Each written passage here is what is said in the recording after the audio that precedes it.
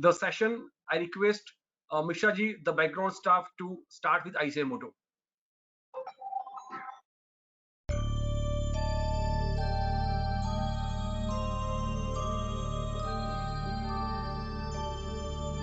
येष सुप्तेषु जागृति येष सुप्तेषु जागृति कामं कामं कामं कामपुरुषो पुरुषो निर्विमाणः निर्विमाणः तदेव शुक्रं तद्ब्रह्मा तद्ब्रह्मा तदेवामृतमुच्यते तस्मिन् लोकः शतः सर्वे तदूनात्यपि कश्चन एतद्द्वैत एतद्द्वैत एतद्द्वैत एतद्द्वैत एतद्द्वैत एतद्द्वैत.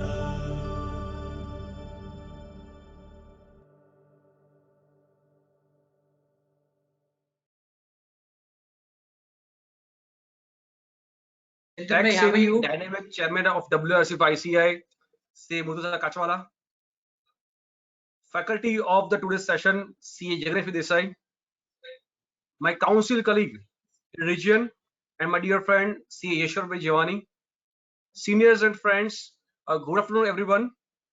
Welcome all of you to the first day of the Ind AS refresher course.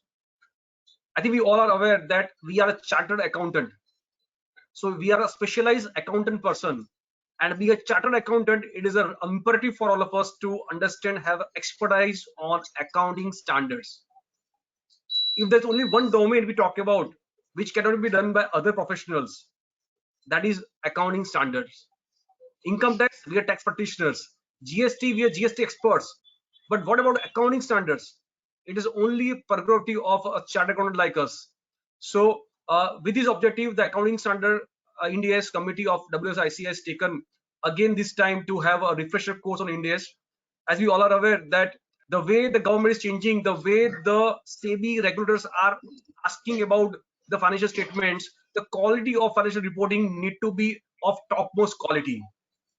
And for the quality, the most important thing which can be done by ICI is to train, to have a refreshing of everything which is required. So when we look at this Ind AS refresher course, that course primarily governs to provide the Ind AS topics, subjects over the span of the certain sessions.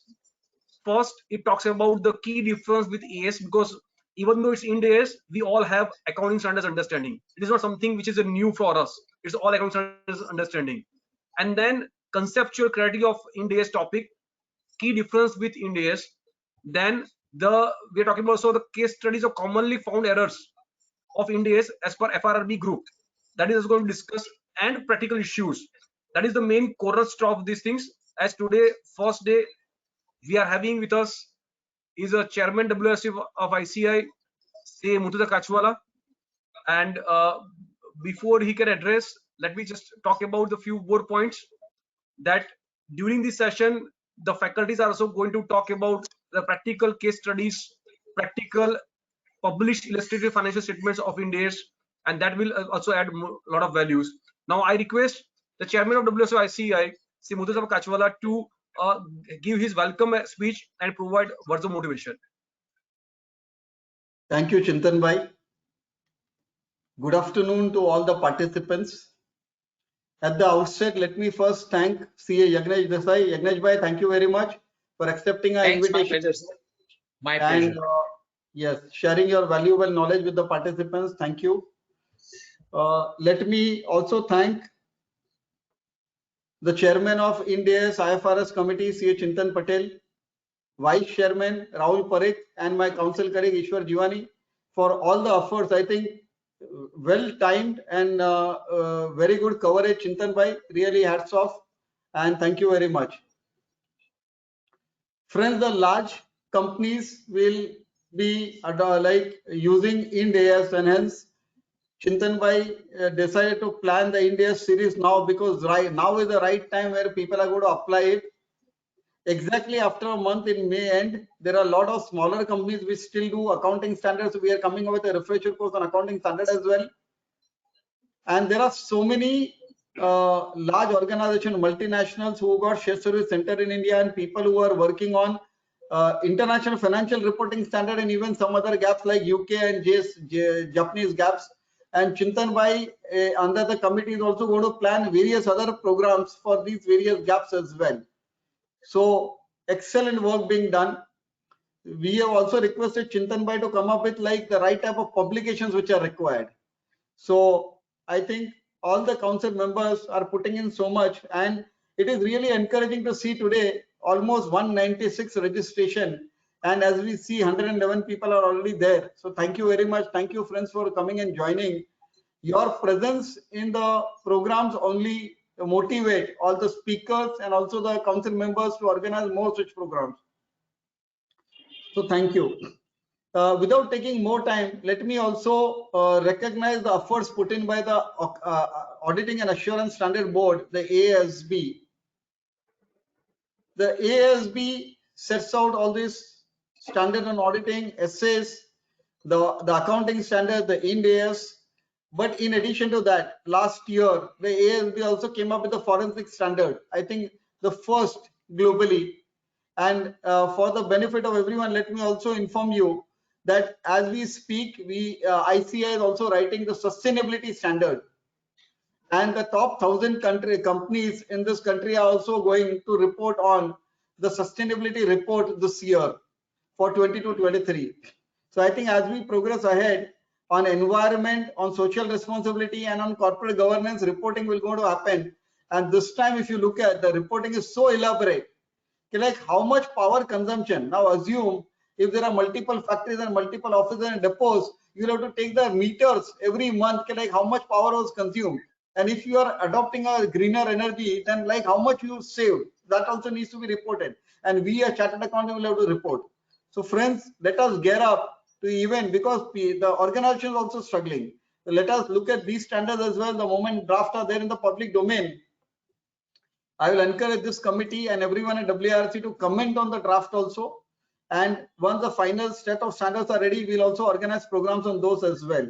So I think a lot is happening, and let us keep on reskilling ourselves and let us keep on adopting so that we can implement that. And like Chintanbhai was mentioning, there is so much of focus and rigor now. The ROC has started sending notices, like notes to accounts were not attached, or the like per report of event days were not written, or X or Y. The small queries also they are picking up in terms of as per our own guidance note what is required and what has not been done.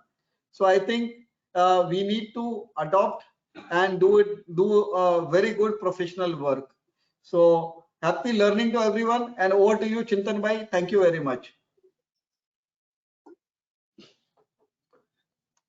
Ishwarbhai, I think Chintan is facing some problems, so I would request you to introduce the speaker. Over to you, Ishwarbhai. Yes, yes. Thank you, Chairman sir.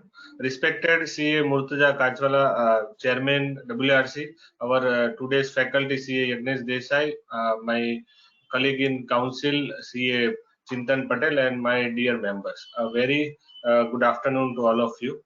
Today we are having a faculty who is well known for Ind AS, CA Yagnesh Desai ji, who is a member of our institute, that is ICI, and also he is member of American Institute of Certified Public Accountants. He has been practicing since August 1983, has wide knowledge of audit of corporate and taxation matters. He is actively associated with activities of our institute. He is IFRS trainer for certification course of Ind AS conducted by ICI, and also a trainer for a diploma in IFRS examination conducted by SOCiE of UK. He has composed and delivered e-lectures for accounting standards for ICI. He is also speaker on accounting and auditing standards at various seminars of ICI. He has also delivered motivational speeches at various national conventions and students' conference. He has trained many CPAs of Philippines on IFRS. Now, he is recently awarded ICON 2021 of Mumbai City by Times Group. He has a hobby of comprising music shows, taken part in half marathons, and as Murtaza sir said, he has also completed sustainability report course and passed the exam as well. So members, it gives me an immense pleasure to introduce our Yagnesh Desai, who is topmost faculty in Ind AS. With this, I introduce sir, and sir, over to you. Kindly guide the members. Thank you, sir. Thank you so much, Ishwar Bhai. Thank you so much. And Chairman sir, I appreciate that you and Chintan has given me an opportunity to act the role of an opening batsman here in this session. And so, as per your name, the accounting report should be like a mirror, like a kaachwala, that should be the accounting standard. It should be very transparent. And thanks the chairman of the Ind AS IFRS committee, and thanks even Ishwar Bhai for giving me this opportunity. I also thank the back office people, Vivek, Vaibhavji, and even the Mishraji, because they are constantly following up. Sir, are you comfortable with these, that? They keep on guiding. They have educated me how to deliver on the Go webinar. I'm grateful to. And सबसे ज़्यादा शुक्रगुजार हूँ all attendees, because आपने ही माहौल बना दिया, sir. Okay, sir. So I'm grateful to all of you who have come in a great presence, and I wish I will be able to justify the role given to me, please. Okay, sir. So just allow me a minute. I'll just set it up properly. And okay.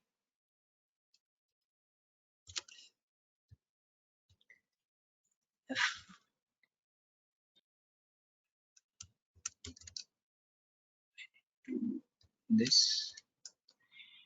Correct, sir. That's fine. So, friends, as Chintan Bhai also had said, that the emphasis is on the basic standard plus the errors we normally commit inadvertently in the financial reporting. And as our chairman sir has said, now the ROC has started sending notices on finding the non-compliance with the accounting standards, mainly the disclosures. I understand it's a mammoth task and there's a lot of reporting requirement, a lot of changes are there in the format of the division 1, 2, 3 and requirement of the CARO, but one has to keep abreast of all these changes. So friends, first I will start with the Ind AS 1. This is the standard which deals with the requirement of the presentation of the financial statements. Basically, though it says presentation of the financial statements, it deals only with the balance sheet and profit and loss account and the comprehensive income, and the statement of changes in equity. It does not deal with the cash flow statement. I've made this very comprehensive presentation for you, which includes so many aspects of the Ind AS 1, and not just the errors, but wherever I feel like I didn't feel like deleting some of the PPTs, some of the slides, because those will be with you for your reference. But those which are a bit common, I will not stress much on that, and I'll be focusing mainly on the errors. Friends, the standards, though it deals with the presentation of the financial statement, to some extent it deals also with the disclosure, and that is covered in the notes to accounts. Normally, friends, we are very much focused about the disclosure requirement of a particular standard. For example, stocks, inventory, property, plant, equipment, leases, and all these. We normally focus on this disclosures, which is given at the end of the financial, at the end of the standard. But we should not forget the requirement or the disclosure requirement of the Ind AS 1. I'm going to discuss with you in detail, but if I'm not mistaken, it is paragraph Ind AS 54 or 57 of the Ind AS 1, which has a reference to paragraph number 8.1.8.4. I repeat, 8.1.8.4 of the guidance note on the division 2 schedule 2 to the Companies Act. And it's such an interesting example that you'll love to know that how careful we should be while disclosing a financial statements and presenting the financial statements vis-a-vis presentation and disclosure both. Because in a separate financial statements, a particular item is classified as a financial asset, whereas the same company, same year, same item for in the CFS it is not presented as the financial assets. बताऊंगा दोस्तों break के बाद. But the point is that we need to, and as far as we Indians are concerned, we are guided also by the Companies Act. So I would say the disclosure requirement given in Ind-AS 1 and the related standards has to be read with the guidance note issued by the ICI. And that guidance notes, we always give one copy. Whenever our boys go for the finalization, we give them one hard copy of this division guidance note. So this standard is applicable to the both separate financial statement, consolidated, and even the complete financial statements also. When it comes to the interim, it applicable only certain aspects. Oh my God, it's very much here only. I didn't realize that. The presentation of the financial statements, investments in subsidiary, JV, and associate in SFS and CFS. SFS stands for the standalone financial statements, whereas CFS stands for the consolidated financial statements, and discuss with reference to guidance note on division 2 schedule 3, and that's where I'm referring to the paragraph 8.1 8.1.8.4. If you have the guidance note right now with you, just open that paragraph and see it. Now I'll show you here that कितनी गहराई से आपको देखना है. Okay, now let's go to the balance sheet of the standalone financial statement. Let me increase the font size. Can you see this properly? Anyone can answer me? Hello? Is it visible properly? If someone can answer, I'll be very happy. Okay, this is the financial statements of an Ind AS company, and in which this is a standalone financial statements in which under the financial assets, you'll find investment in subsidiary and companies, subsidiary companies, and the joint venture company. So in a standalone financial statements of the company, these are being presented as the financial assets. Can you see this category here? Under this, investment in subsidiary and investment in JV. Well, we understand that now, as per Ind AS 28, investments in JVs, at the same time investment in associates, both are accounted for having applying the equity method. Earlier, equity method was applicable only for investment in associates. Now, this is the scenario of a company in which the standalone financial statements, in which the investments are classified as the fixed assets. Now, let's go to the consolidated financial statements. We all know that in consolidated financial statements, investment in subsidiary will not be there. It will be eliminated and replaced by the net assets of the subsidiary. That's very clear. So you won't find investment in subsidiary in the consolidated financial statements. But what is different here is in this consolidated financial statements, investment which is equity accounted for, investment which is equity accounted.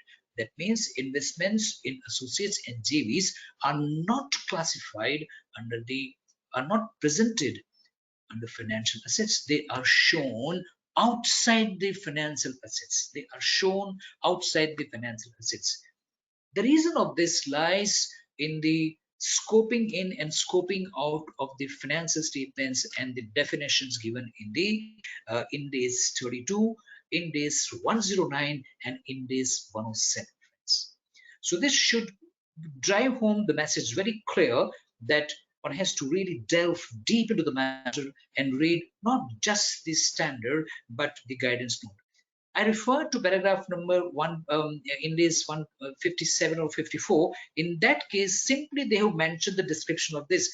But my dear friends, the guidance note issued by the ICI on Division 2, Schedule 3 to the Companies Act is a very, very important statement of the documents, I would say.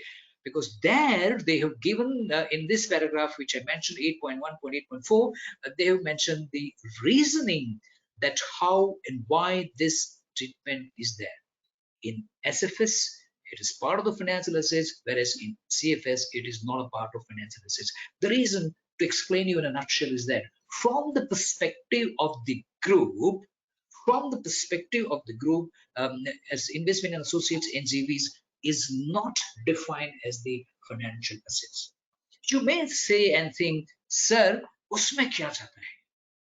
आखिर balance sheet पे asset side पे तो total भी तो match हो रहा है. So why do you doing too much hue and cry about it? No, friends, it is not a conceptually correct thing.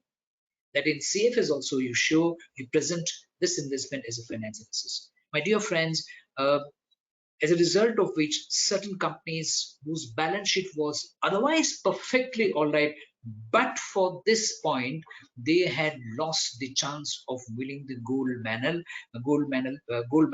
when the awards are being issued by the awarded by the ICI for the best finance statements. So you can understand how dearly it costs you. Now, one more thing, sir. Ind AS 1 gives the guidelines for the presentation of the financial statements except statement of cash flow. It also gave a lot of it also deals with a lot of paragraphs. A lot of paragraphs of the Ind AS 1 deals with the disclosures also. So they have used the word presentation as disclosure in a very loose manner. But nonetheless, we know that many disclosures are required as per the Ind AS 1 also.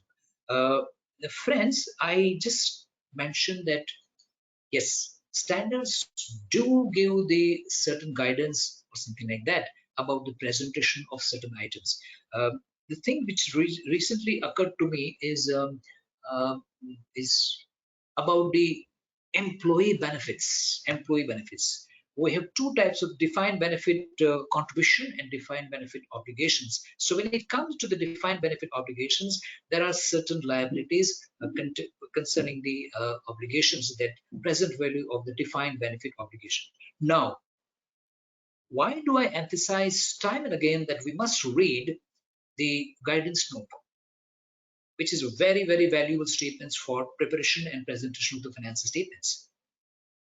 If you read paragraph 133 of Ind AS 19, that standard is silent about how to present the defined benefit obligation, whether current or non-current. And I must also say that I forgot that paragraph, but it mentioned that even if the amount is due in the very next year, to some employees, you should still classify them as non-current. In a nutshell, paragraph 133 is very silent about presentation of the obligation. In this case, your guidance note will help you out that whether you should do this or not, and that is somewhere in paragraph 7.9.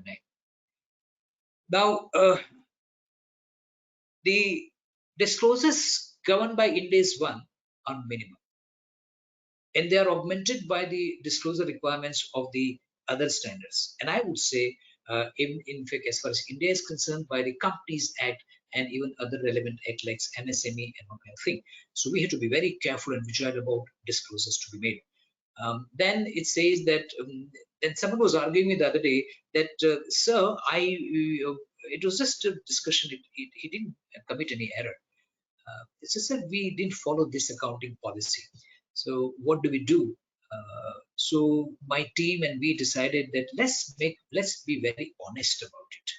I said, how come you like to be honest about it? कैसे बताएंगे आप? तो sir एक काम करते हैं कि ये पॉलिसी हम अख्तियार नहीं की. We didn't adopt this policy. We didn't apply this policy. But we are making disclosure that we have not applied this accounting policy. So we are very clear because हमने confess किया कि ये policy हमने नहीं apply की. So that is not done. So can an entity rectify inappropriate accounting policy by disclosure of the accounting policy? No, you cannot do so. You cannot say that we are not depreciating property, plant, and equipment. Then very important, sir, the compliance statement is very important. Either all or none. I mean, you cannot say that subject to Ind AS 32, subject to Ind AS 107, subject to Ind AS 109. We complied with all the standards. No, sir. It has to be full. So that statement has to be there in the notes to the accounts. And statement of compliance is very important. Normally, the first para is the information about the company, and the second is about the statement of compliance with the Ind AS. I must tell you one thing, that the lot of materials from this regarding the errors is based on document by Financial Reporting and Review Board, where they have studied the many balance sheet and financial statements of the company and found some errors, some non-compliances. So those you must read, and majority of my presentation is a copy paste from that thing. So I acknowledge this document issued by the ICAI.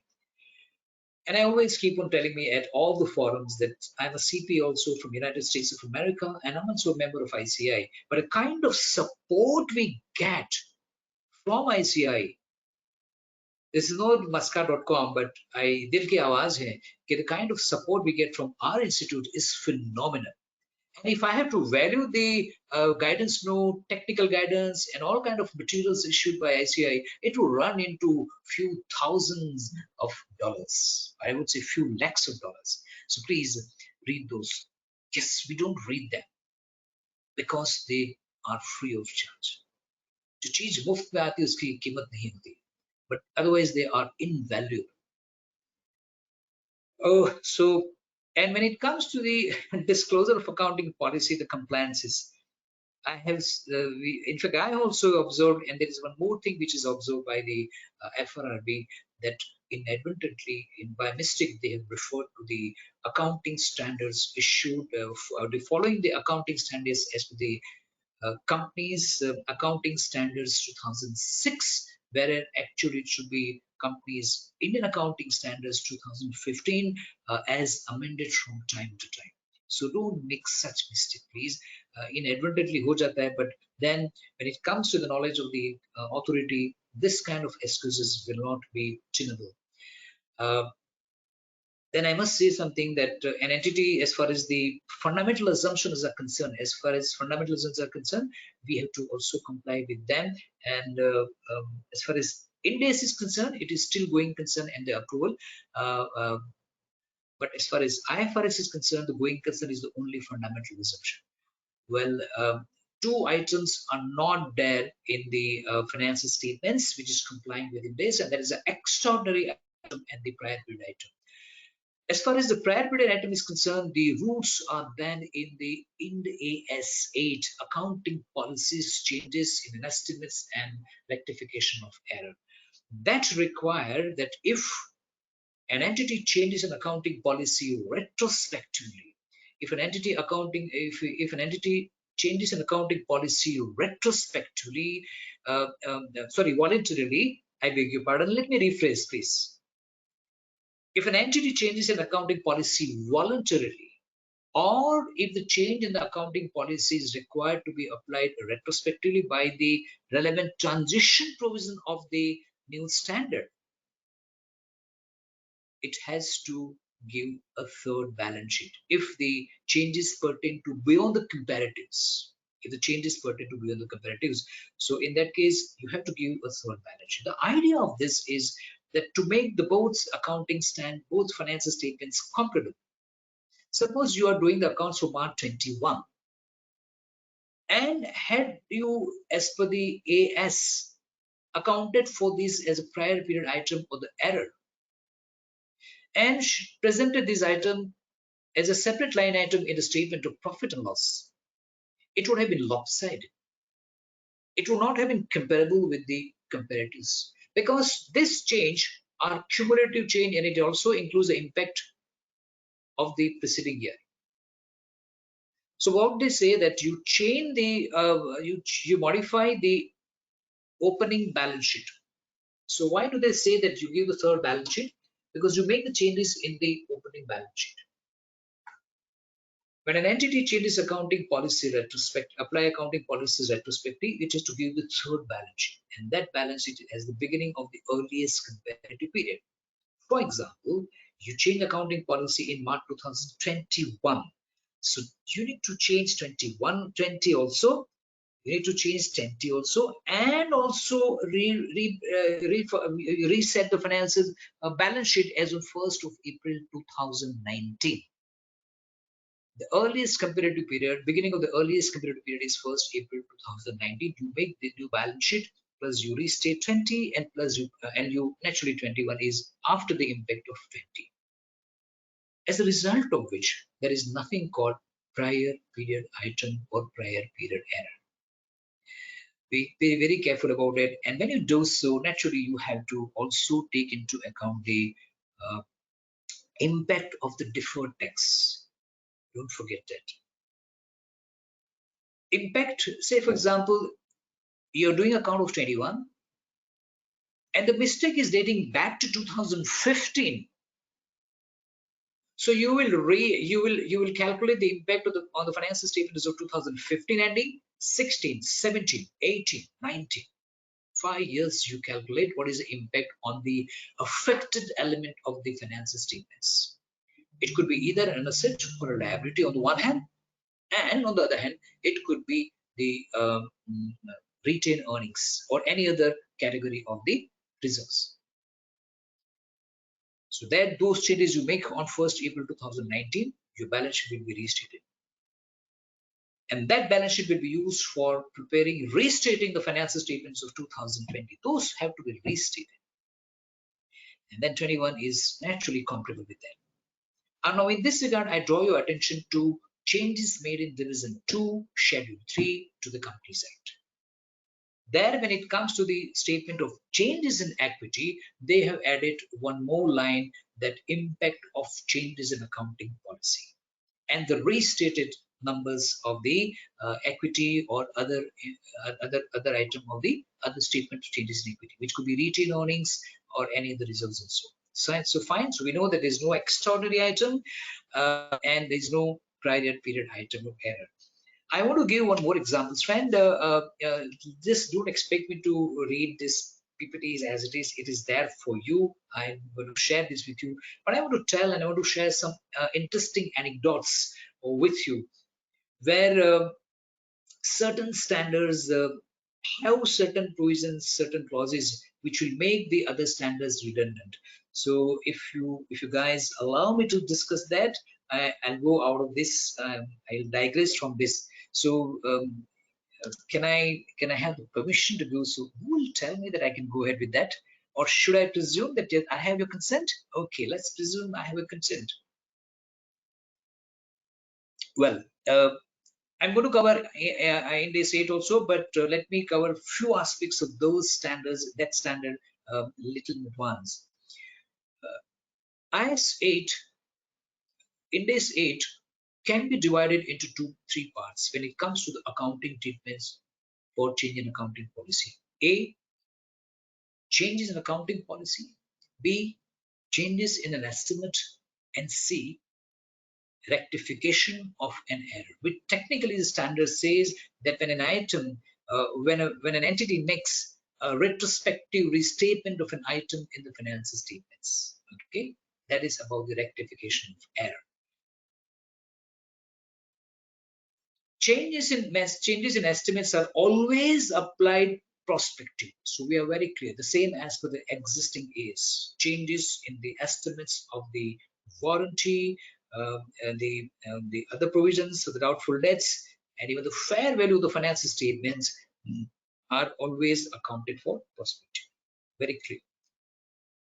Retrospective restatement of an item in the financial statement is always applied. Changes in estimate always applied prospectively. Changes, the rectification of the restatement of an accounting item is always applied retrospectively. Rectification of an error, it could be mistake, arithmetical mistake, or it could be any other error, that is applied retrospectively. Estimates prospectively. When it comes to the accounting policy, it depends. What do you mean by it depends? If the changes are made in the accounting policy pursuant to a new standard, a new IFRS, and that IFRS has a transitional provision. So depending on the transitional provisions requirement, the change in accounting policy will be made. A, either prospectively, or B, retrospectively, or C, combination of this. So we are very clear, given the changes in accounting policy is done pursuant to an accounting standard, you need to follow the transition provision. But what if there is no transition provision? In that case, you apply this change in accounting policy retrospectively. All right, but in a very limited circumstances, an entity can change the accounting policy voluntarily. Yes, provided then the representation is more faithful and more meaningful to the readers. So in such cases, when the accounting policy is changed voluntarily, A, or when it is required by the transition provision of the standard B, or if there is no transition provision, accounting policy will be accounted for retrospectively. Fine. This is very clear. These are all covered in paragraph 19 to 31 of Ind AS 8. And now I'm going to share one anecdote with you, one real life situation. That why people will get then perplexed. An entity has been following the cost model for the subsequent remeasurement of property, plant, and equipment. Ind AS 16 allows two models, A, the cost, and B, revaluation. The entity is rightly was following the cost model, and it is not the first time adoption. It is not the first time adoption. It has already applied Ind AS. It's already been applying Ind AS. So it changes accounting policy from the cost model to the revaluation model voluntarily. It is not required, mandated by any other standard, but it is applying mandatorily on its own voluntarily. Now, if you go by whatever is mentioned in paragraph 19 to 31 of Ind AS 8, one will be inclined to account for the revaluation retrospectively. Well, and let me tell you one thing. Ye dil hai ki manta nahi. I mean, you may not agree with this. Say, look, if I read the standards verbatim, then I have to apply it retrospectively. Fir bhi dil hai ki manta nahi. Somehow it doesn't click here. And that is true. So what standard has done, sir? And actually this has to be accounted for prospectively, regardless of the fact the changes have been made voluntarily by an entity. It's quite logical thing. Revaluation is always time sensitive, That value today is something different, and it may not be the same day before yesterday or maybe day after tomorrow. So for this, you need to read Ind AS 8 very thoroughly. And the answer to your question, जिसमें आपने कहा है दिल है कि मानता नहीं, is there in paragraph 17 and paragraph 18 of Ind AS 8. It says like this, that the initial decision or the policy to change from cost to the revaluation model of property, plant, equipment, and even the Ind AS 38, the intangible asset, is indeed a change in an accounting policy. Yes, इस बात का इजहार करता है कि yes, it is a accounting policy change. But it says one step further that this has to be dealt with by Ind AS 16 as per as revaluation. And Ind AS 8 or whatever has been mentioned, Ind AS 8 will not be applicable here. And for that, paragraph 18 say that whatever has been mentioned in paragraph 17, Ind AS 8 will not be applicable. Look at the two paragraphs which is making a complete change in the accounting policy, complete change in the application of the accounting policy. So friends, this is how in great detail you should read. And I'm going to share one more paragraph with you. जी हाँ दोस्तों, बताऊंगा आपको break के बाद. And that also makes the application of another standard absolutely redundant. Paragraph 18 says that whatever has been mentioned in paragraph 19 to 31 is not applicable to situations covered in paragraph 17, which says that change in accounting policy for the property, plant, equipment in this 38, change from cost to revaluation voluntarily. Had this paragraph 18 not there, you would have to apply this retrospectively, but they are very sensible about it. So they have carved out this exception in this 8 about revaluation of property, plant, equipment, and intangible assets. Why it says is it risk? Okay, just a minute. Okay, so I'll make a note here. And this paragraph, if you read, friends, is going to convey you that yes, we should not read just the standard like this, but we should read with the other standards. जैसे कहते हैं tagging, Facebook पे आप tagging करके बिल्कुल इसी तरह आप टैगिंग कीजिए अकाउंटिंग स्टैंडर्ड्स में भी. The first shock to you was paragraph 8.1.8.4 and in this 1.57 or 54. I'm not too sure. Correct? Here is one case that current financial year is 1920 and the preceding year is 1890. Beginning of the preceding period or the immediate comparative period is 1st April 2018. Now the error had occurred in financial year 1560.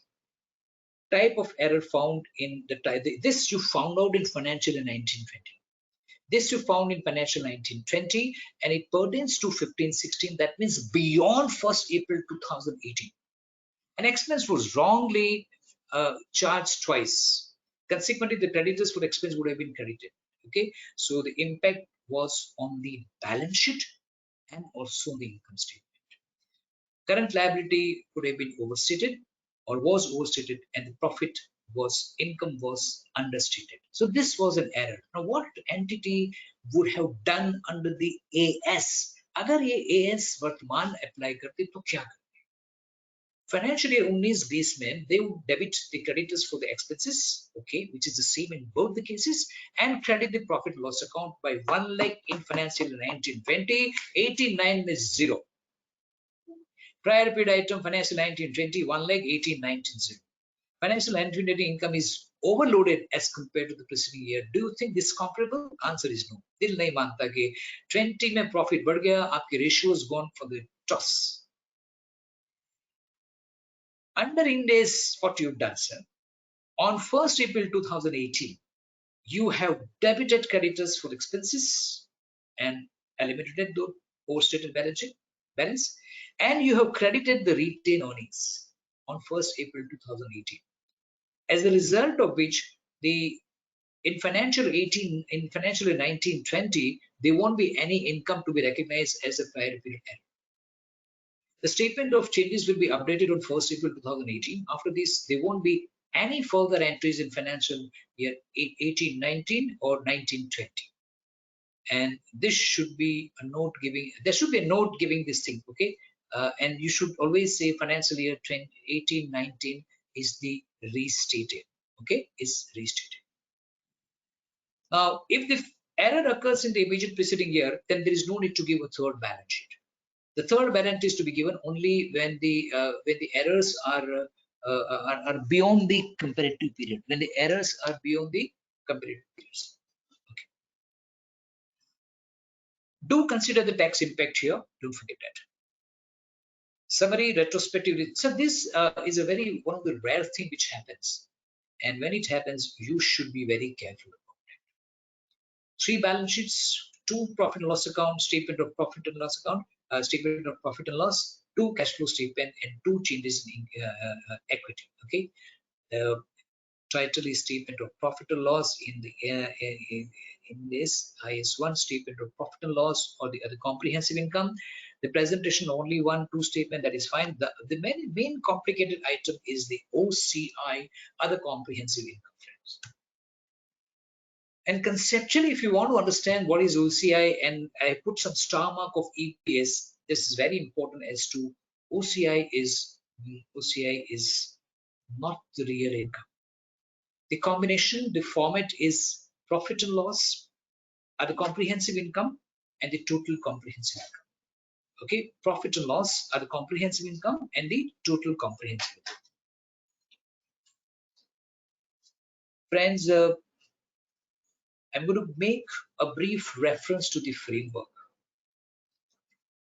Framework for the presentation and preparation of the financial statements is बहुत अहम document है, अगर कोई पढ़ता नहीं है. One of the most neglected sibling of accounting literature is framework for presentation and preparation of financial statements. We all know about the assets, liabilities, and equity.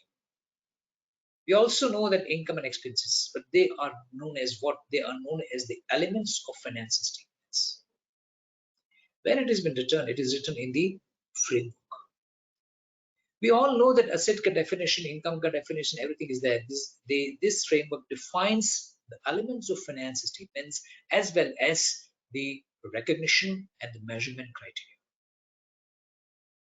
If you read the definition of the income, which they're given in the framework, it says that is inflow during of the resources during the accounting period, increase of assets, decrease of liability, which is going to increase the equity from the transactions other than the transactions with the owner.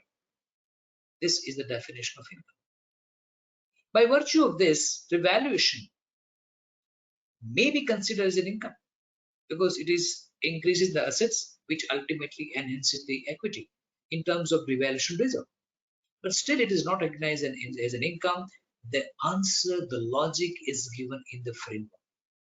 दोस्तों, चिंतन साहब ने कहा कि भाई we are supposed to be a special accountant, chartered flight, chartered accountants. So we must read the rationale, the logic, the reason behind a particular accounting treatment. And that treatment is the logic for that treatment, that why despite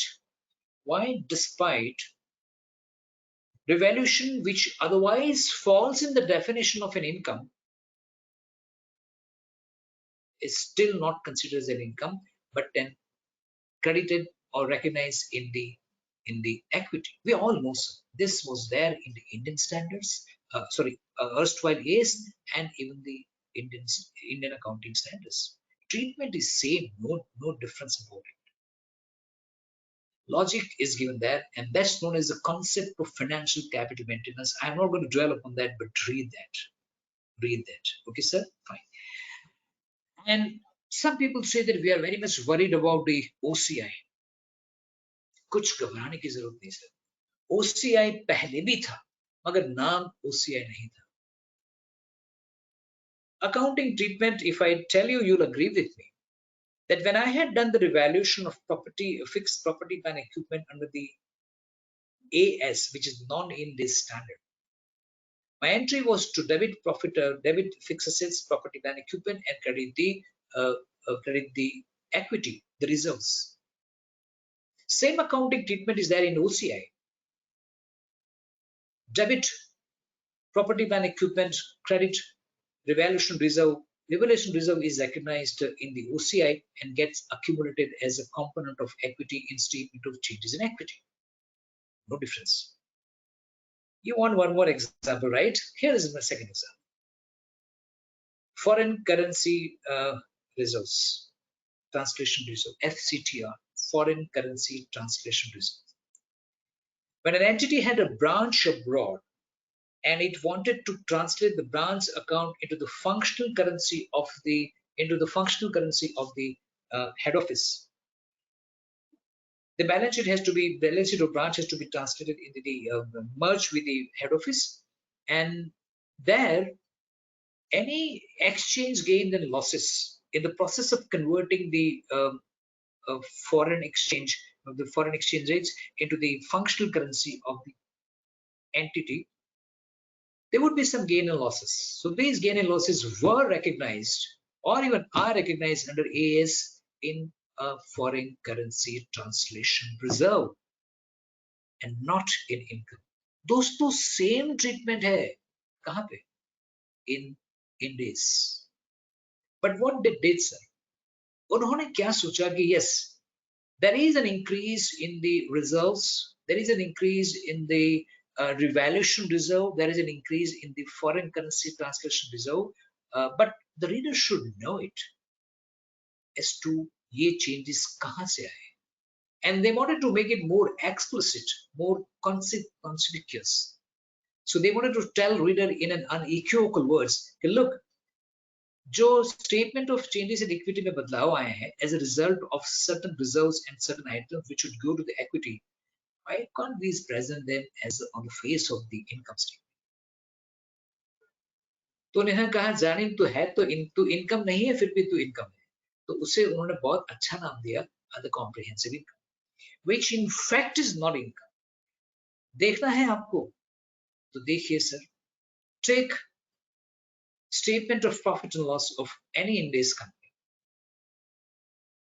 and any statement, whether CFS or SFS, and you'll see that. Let me try this for the first time, and then you'll see that, sir. Just a minute, please. Highlight. And then you'll see that as far as the EPS is concerned, it is this is highlight. This is pen. Okay.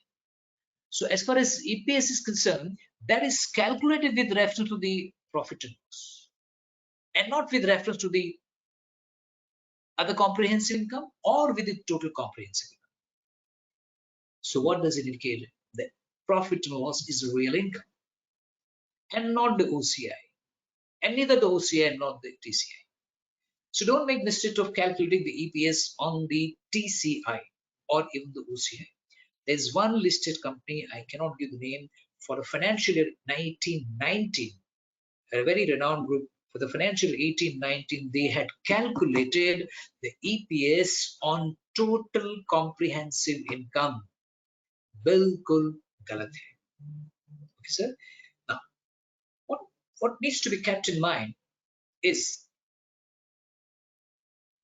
item recognized in OCI is always net of taxes. No big deal. ठंडे दिमाग से सोचिए. The end of this statement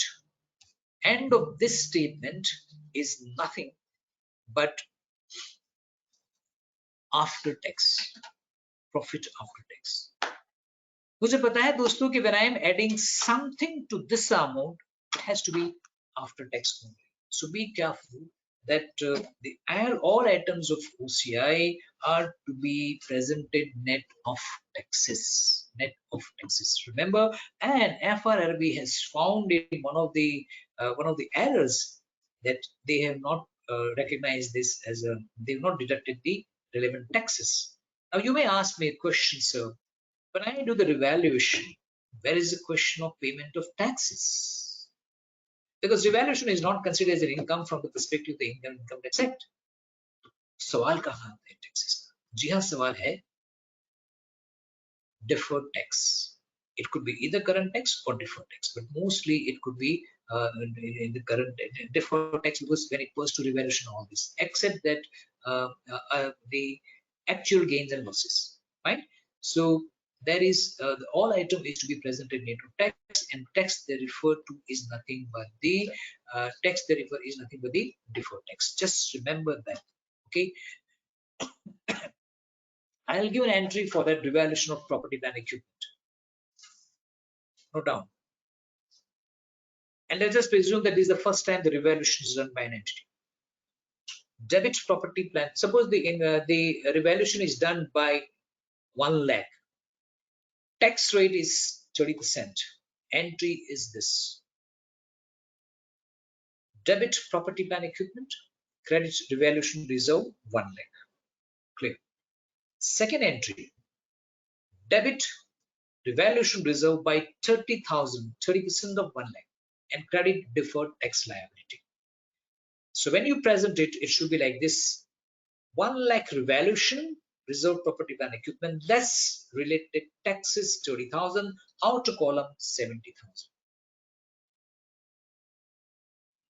This tax can be presented item by item for item number 1, 2, 3, 4, 5, as the case may be.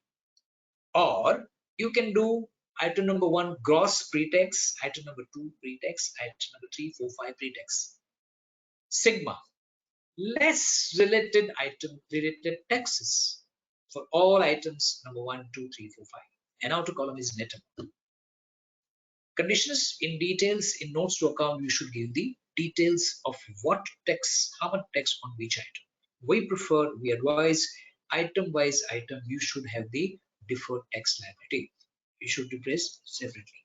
So friends, जो खौफ था आपके मन में, वो शायद मैं चाहता हूं कि अब निकल गया होगा, that OCI is not a new thing, is not a new concept. Is an old wine in a new bottle, that's it. हम इनसे विदित थे. But तकलीफ कहाँ है जाना sir? taklif yahan pe hai. The majority of item of the item of the OCI, they pertain to the financial instrument, like the cash flow reserve which was there in AS30. Cash flow reserve, effective portion of the cash flow is recognized in OCI. It was there in the AS30. अगर हमने कहीं कभी इसको apply नहीं किया, तो we find, oh, these are new things which are not in effect. And thereafter, we have seen that AS 3031-2 has never been notified by the MCA, and hence its applicability was very limited. It was allowed to be applied voluntarily, but very few companies had applied.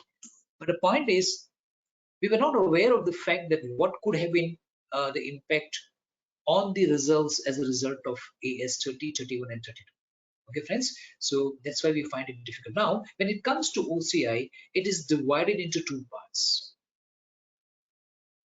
An item which will be reclassified subsequently to the profit and loss account, an item that will not subsequently be reclassified to profit and loss account. This classification is not at our mercy. They have explicitly stated as to what item to be presented in category 1 and category 2. Okay, now let me just okay. So here you see that the profit of the year is so much, it is net of taxes. Then the other comprehensive income item that will not reclassify to profit loss account. My question is kab, kyun or kahan? Kab, when the asset is derecognized, or when the relationship of the hedge instrument is over. Kab, that means when it is derecognized or when the relationship is over of the cash flow. Secondly, kahan, if it is not, if it is reclassified to, not to be reclassified to profit and loss account, then kahan? If it is not to be reclassified to profit and loss account, it is to be reclassified to another component of equity, which is normally the retained earnings. Or you can draw another column and present it there. So be careful that there's a two parts item that will not be reclassified to profit and loss account subsequently, an item that will be reclassified to profit and loss account. Now here you see, friends, disclosures which is required is they've done the EPS. Sorry, they've done the two things. Bifurcation. Okay, now let us see that EPS, which is, though EPS is presented here, my dear friend, EPS is after the total comprehensive income. It is calculated not with reference to the TCI or the OCI, but it is calculated with reference to this figure, profit after tax. Now, EPS, as I told you, is calculated with this reference. Secondly, sir, so this indicates that OCI is not a real income. One more conceptual understanding that when you look at the cash flow statement, the profit before taxes, profit before tax, which is say 680.24, you'll find this statement in the statement of cash flow. You'll not find this figure of 430. You'll not find out to OCI of 60.42 or even the 495.44. You getting my point, sir? The for the cash flow statement, you pick up any balance sheet, you find it will be profit before tax. OCI, that's the other comprehensive income, and TCI, kuch maine nahi rakhte. And then the disclosure is required as per the profit attributable to the owners and the non-controlling interest. This is the consolidated financial statements. And again, other comprehensive income pertaining to the owners and the NCI. Total comprehensive income pertaining to the OCI and pertaining to the non-controlling interest and the owners. Ind AS 33 also requires additional presentation, and that is the earning per share. And Ind AS 105, which is the non-current asset held for sale and continuing operations, also mandates EPS to be calculated on three items. EPS on the income from the continued operation, EPS on the income from the discontinued operations, income or loss, and third is total income. Discontinued, continued, discontinued, and total. So these all have to be kept in So that's why we say that the disclosure requirement given by the Ind AS 1 is augmented by disclosure requirement by the other standards, and I would say in India the Companies Act. So here I discuss this other companies. So is it a new concept? It is not a new concept at all, friend. Okay. Now this is the all components are presented net of related income tax. Presentation can be done in two ways. Will not be reclassified, recycled subsequently to profit and loss account, an item that will be reclassified to profit and loss account. As regard the tax impact presentation, each item could be either net of tax or gross of all the components with one figure of the tax followed by details in the notes. I suggest you go for this, each item net of tax. You won't forget it. Now the component of OCI is the changes in the revaluation surplus and in the SOCiE. Now here I draw your attention to the CARO requirement and the requirement of the Division 2, Schedule 3 of the Companies Act. It says that when a company has revalued the property, plant, equipment, and if the change is more than 10%, you should disclose that separately. My dear friends, why 10%? Because if I'm not mistaken, paragraph 77 of Ind AS 16, don't go by the number, but is there in the disclosure, it says that when an entity revalue the property, plant, equipment, it will present separately that by how much entity has revalued the property, plant, equipment net of taxes. So requirement of CARO or the Division 2 are a bit narrow, but you should be guided by the requirement of disclosure of the Ind AS 16. When there are two sets of requirement, one is by the standard and second is by the Division 2, Schedule 3 to the Companies Act, or even the Companies Act for that matter, the CARO, then you should decide which is more wider, which is more comprehensive, which is more detailed. So in this case, the more detailed is the one as per Ind AS 16 and not as per Division 2 or for that matter the CARO, because there CARO and Division 2 confines to 10% limit of changes, whereas Ind AS 16 required any amount of changes regardless of it is less than 10% or more than 10%. When it comes to the revaluation and CARO and Division 2, you must remember that valuer must be appointed by the company. For a listed company, he should be appointed by the audit committee, and for the non-listed companies or for the company, where the audit committee is required, whether listed or unlisted, he should be appointed by the audit committee. In case of a private limited company or for a company where the audit committee is not required, then the appointment has to be done by the board of directors of the company. Just remember that as an additional, and that is required by section 247 of the Companies Act. Then there's remeasurement of the defined benefit plan in this 19, then in this 21 effects of foreign exchange gains and losses. Gain from the investment in the equity instrument designated at fair value through OCI. Now onwards you find everything concerning the financial instrument, and that's why we were not aware of this fact that ऐसा भी कुछ adjustment होता है.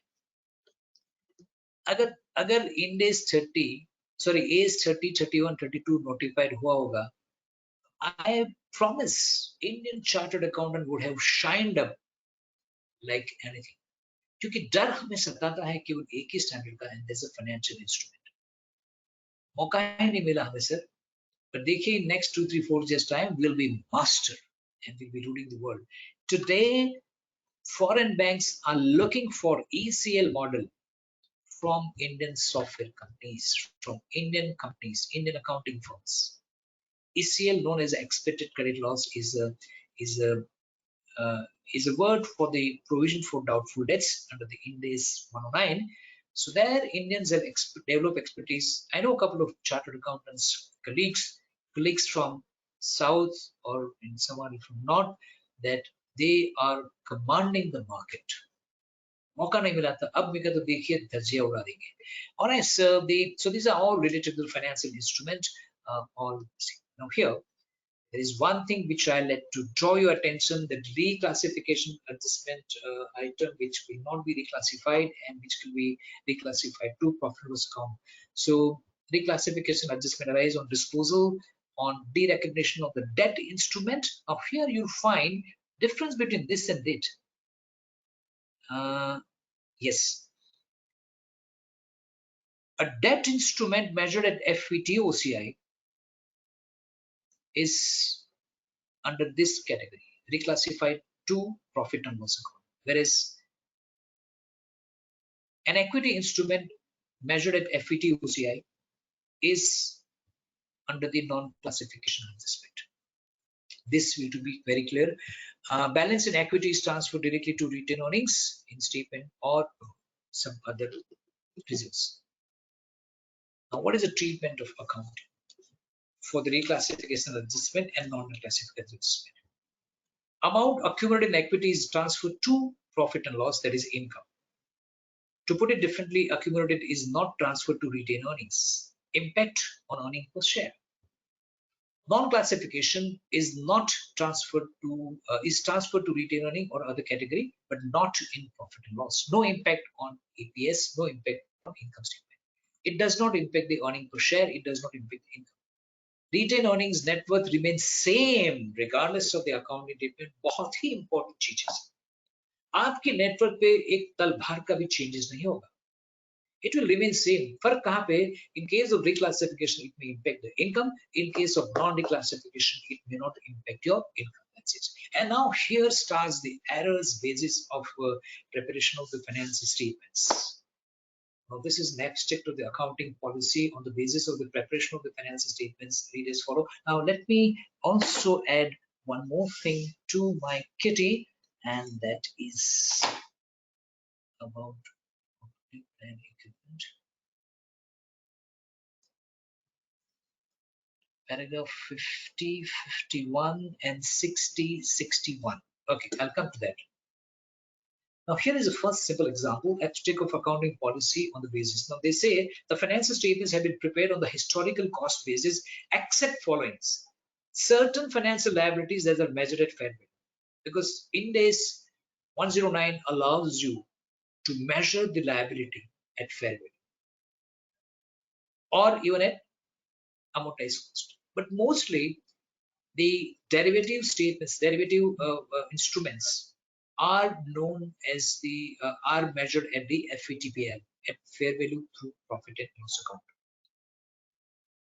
Whereas debt instruments, trade payables, loans, advances on the liability side are measured at amortized cost. Fine. Defined benefit plans assets are measured at fair value. This is the statement in the notes to accounts. And then it was observed by the technical reviewers. Sir, technical reviewers बनना बहुत important है. And I tell you one thing, जिंदगी में एक मर्तबा तो आप technical reviewer बनिए. The reason being, once you become a technical reviewer, you'll understand that you were really not knowing so many things till then, till now. Honestly, take my words. Then you realize, oh my God, was it like this? इतना अज्ञान था मुझे. Sir इसमें से मैं भी पर नहीं हूँ. जब मुझे टेक्निकल रिव्यूअर बहुत सालों पहले बनने वाला, तब मैंने ठान ली कि पढ़ना है, क्लोज करना है अकाउंट्स की स्टैंडर्ड्स लेके बैठे. Read with the accounting standards. Read with the guidance notes.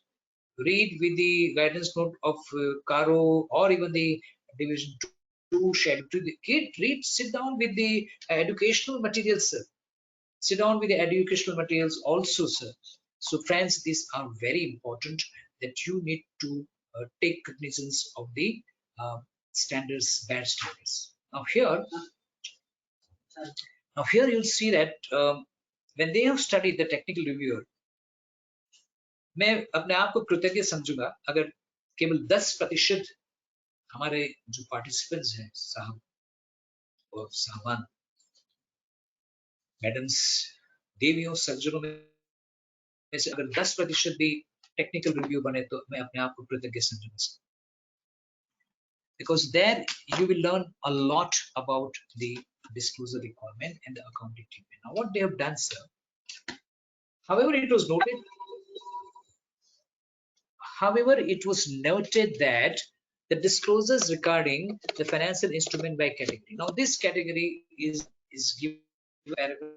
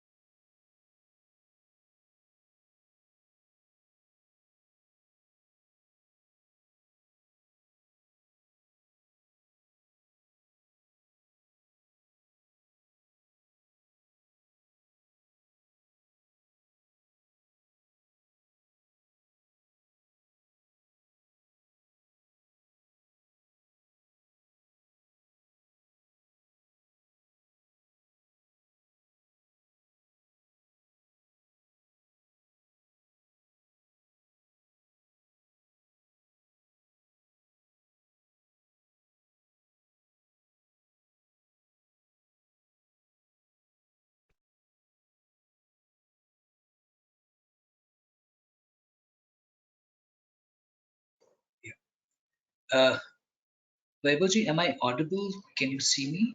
Hello? Yes, sir. Yes, sir. Yeah. Sorry for the interruption, please. My apology. All right. So then when they saw that, so the disclosure requirement of the financial instruments are governed by Ind AS 107. Now this standard deals with the financial instrument disclosure only. इतनी बड़ी मात्रा में है, विपुल मात्रा में disclosure है that you have to give them the aging analysis, the level that is a fair value level 1, 2, 3, and whether it is a FVTPL or FVTOCI, all this. So we keep on telling that when it comes to the financial instrument, there are financial assets and financial liabilities. Financial assets are amortized cost for the debt instruments. Equity cannot be measured at amortized cost. Then fair value through profit and loss account and fair value through other comprehensive income. These are the classification of the financial assets. Financial liability, two classifications: amortized cost and fair value through profit and loss account. We understand this, but this classification you'll not find on the face of the balance sheet. You'll find in the notes to accounts. And this is governed by Ind AS 107. So when they read it, that it was noted from the disclosure regarding the financial instrument by category that all financial liabilities have been measured at amortized cost. It was further noted that certain financial assets, namely the equity instruments and the mutual statement, have been measured at fair value. Sir, एक ध्यान रखें आप, mutual funds or equity instrument are invariably measured at fair value, except investment in subsidiaries, investment in associates, and investment in JVs, provided company has opted to measure them at cost pursuant to write down this standard Ind AS 27. Ind AS 27 दो पर्याय देते हैं आपको, या तो investment in associates, JVs, and subsidiaries you may measure at cost or at fair value. Now, within fair value, there could be two categories: fair value through comprehensive income and fair value through profit and loss account. But otherwise, by and large, they are. But I advise one thing to you. If your client has investment in equity, and those are unlisted company, and your subsidiary, associate, and JVs, then always measure them at cost. I repeat, if your client has investment in equity in an unlisted company, and that company is either a subsidiary, associate, or JV, so in that case, you should opt for Ind AS 27, which allows you to carry this kind of investment even subsequently at cost. Okay, friends, because otherwise, if you measure them at fair value, you'll find a lot of problems for valuation of these investments. In that case, in the first place, you have to resort to the valuer, and valuer will be again charging you the bomb, and will be very difficult challenge for even the valuers also, because sometimes if the subsidiary is located abroad, and then all the work problems. So in a nutshell, please measure them at cost. Now, these gentlemen which made this financial statements have made this mistake. Okay, so because ये हमने imbibe किया था हमारी हमारे हमारे DNA में था, right? Like कुछ लोग अभी भी कहते हैं, इस्तेमाल करते हैं इन अल्फाज के, that the inventory is to be measured at lower of cost or market rate. वो LCM जहन में इतना दर्ज हो गया है, एक जमाने में था sir LCM, but not anymore now. Now it is lower of cost or net realizable value, NRV. Okay, so we be very careful about that, sir. It is NRV. Alright. So ऐसी छोटी छोटी mistake जो होती है वो बहुत innocent लगती है, बट इसमें हमारा impairment होता है sir. Alright, now error reference to the company's accounting standards, which I mentioned to you that by mistake this gentleman has used the word the company's accounting standard 2006, बल्कि ये होनी चाहिए, और the correct version हमने यहाँ पे लिखा है the statement of compliance. This is the title of the paragraph. The standard on financial statements comply all material respect. In all material respect, the Ind AS notified under the section 133 of the Companies Act 2013. Read with the Rule 3 of the Companies Indian Accounting Standards 2015 and other relevant provisions of the now as amended. So you can also write here as amended here also, and other relevant provisions of the Act. Of course, you put a comma here, but the point is that you refer to the company's accounting standards in Indian Accounting Standards 2015 and that too as amended. Correct, sir? एक और example जो मैंने I have picked up from this FRRB material is OCI. Sir ये आमतौर पे बहुत लोग mistake करते हैं OCI. I still remember a chartered accountant was arguing with me that, sir, when it comes to the translation of the foreign operations. Okay, now what do you mean by foreign operations? Foreign currency translation reserve is applicable to translation of foreign currency, foreign operations, and not foreign transactions. There's a difference in the foreign transactions and the foreign operations. Transactions is buying and selling of material, or taking a loan, or buying an equipment and dealing in the foreign exchange.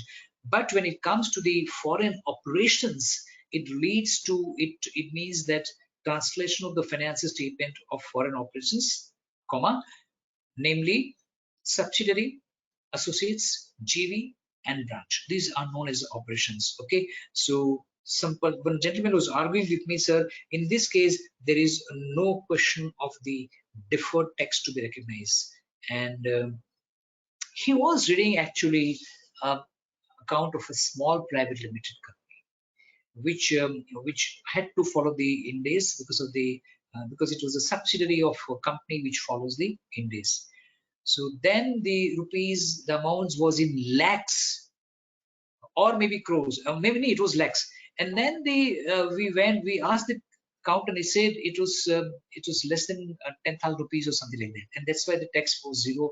But in that case, what the mistake made by the accountant was that in this case, one of you said that the tax impact seems to be zero in view of the fact because of the rounding off of the figure. The actual tax was XYZ, but because of rounding off, it does not appear on the. Now, the statement of profit and loss of the company remeasurement that defined benefit plans not reclassified to profit and loss account in subsequent word was shown under the other comprehensive income. That's fine. This is clear. Remeasurement of the defined benefit plans, which is nothing but the actual gains and losses are recognized, are presented in the statement of profit and loss in the category that will not be reclassified to profit or loss. Fine, sir, that is right. But then when it is to be reclassified to other retained earning or nothing, whenever when it's to be classified to retained earnings or other component of equity, it is not given in the Ind AS 19 or even IS 19.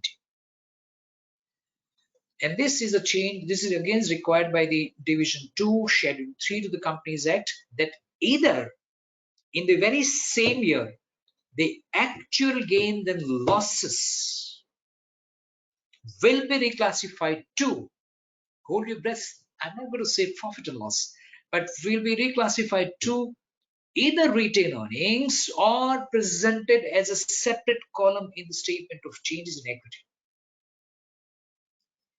This is the accounting treatment I'm advising you, I'm telling you, I'm sharing with you. But now the problem here was that, however, no tax impact is shown in the statement of profit loss in respect of such remeasurement of the defined benefit plan.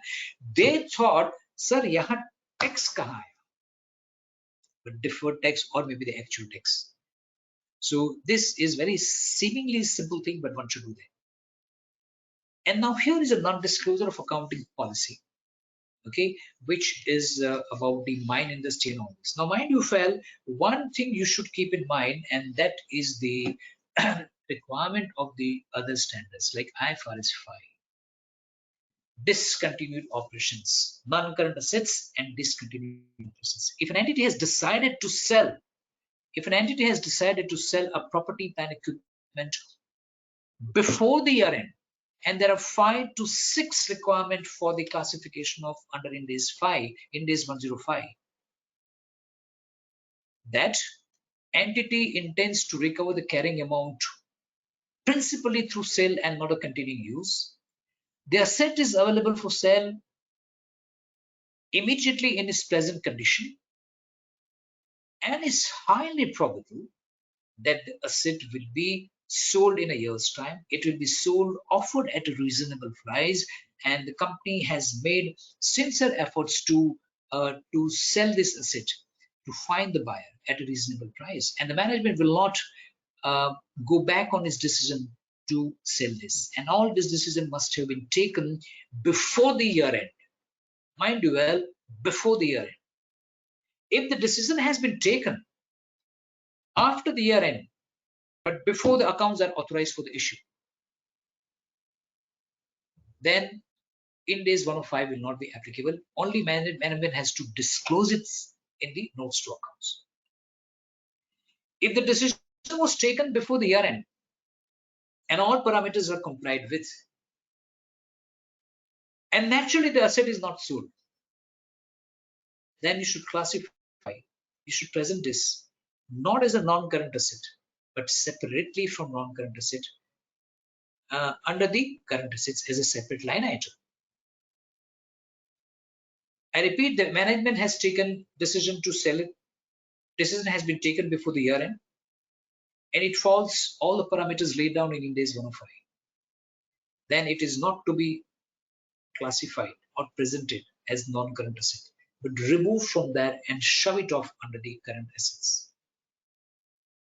There's one more requirement which maybe this company has missed out, that when an asset is classified as a non-current under 105 as a non-current asset held for sale and discontinued operation, it has to be remeasured at lower of, on the one hand, carrying value compared with fair value less cost of sale. This small change has been made recently in the Ind AS 105. So A, presentation separately, B, accounting separately. So I would rephrase: A, measurement separately, a measurement in a different manner, and B, presentation separately. In which case, when the amount is about to be sold. The company's investment now, the company's main mining operation, lease mine, remain suspended during the year owing to the ban imposed by the regulator. So this could fall under the discontinued operation. If it falls in discontinued operation, the management should have classified income from discontinued operations and single line with details following in the notes to accounts. Continuing operations, discontinuing operations, and total. If it is suspended and is going to the ban imposed, and if you think that this ban is going to last longer, that means entity is going to discontinue this operation, my dear friend. और अगर ये discontinue होने वाला है, क्योंकि आपको पता है कि this is not going to be relaxed by the authority and is going to be end of the life for this particular operations, then entity had to discontinue the operations. So in that case, they have to do one more thing. Remove all the items of discontinued operations income, all the related expenses, and present as one single line item. Income, profit or loss or gain or losses from the discontinued operations, net of taxes. And that information has to be given in the separate, in the notes to accounts. Now let us see what the company has done. The company's investment at this, in the said cash generating unit. Oh my God, this is adding one more echelon to it. And वो है Ind AS 36 also impairment of asset. Triples material handling equipment and similar movable assets, and also the long-term lease premium was paid in respect of the said land, and the mine development expenses were incurred by the company. The assets, these assets continue to be carried at cost less accumulated depreciation and amortization.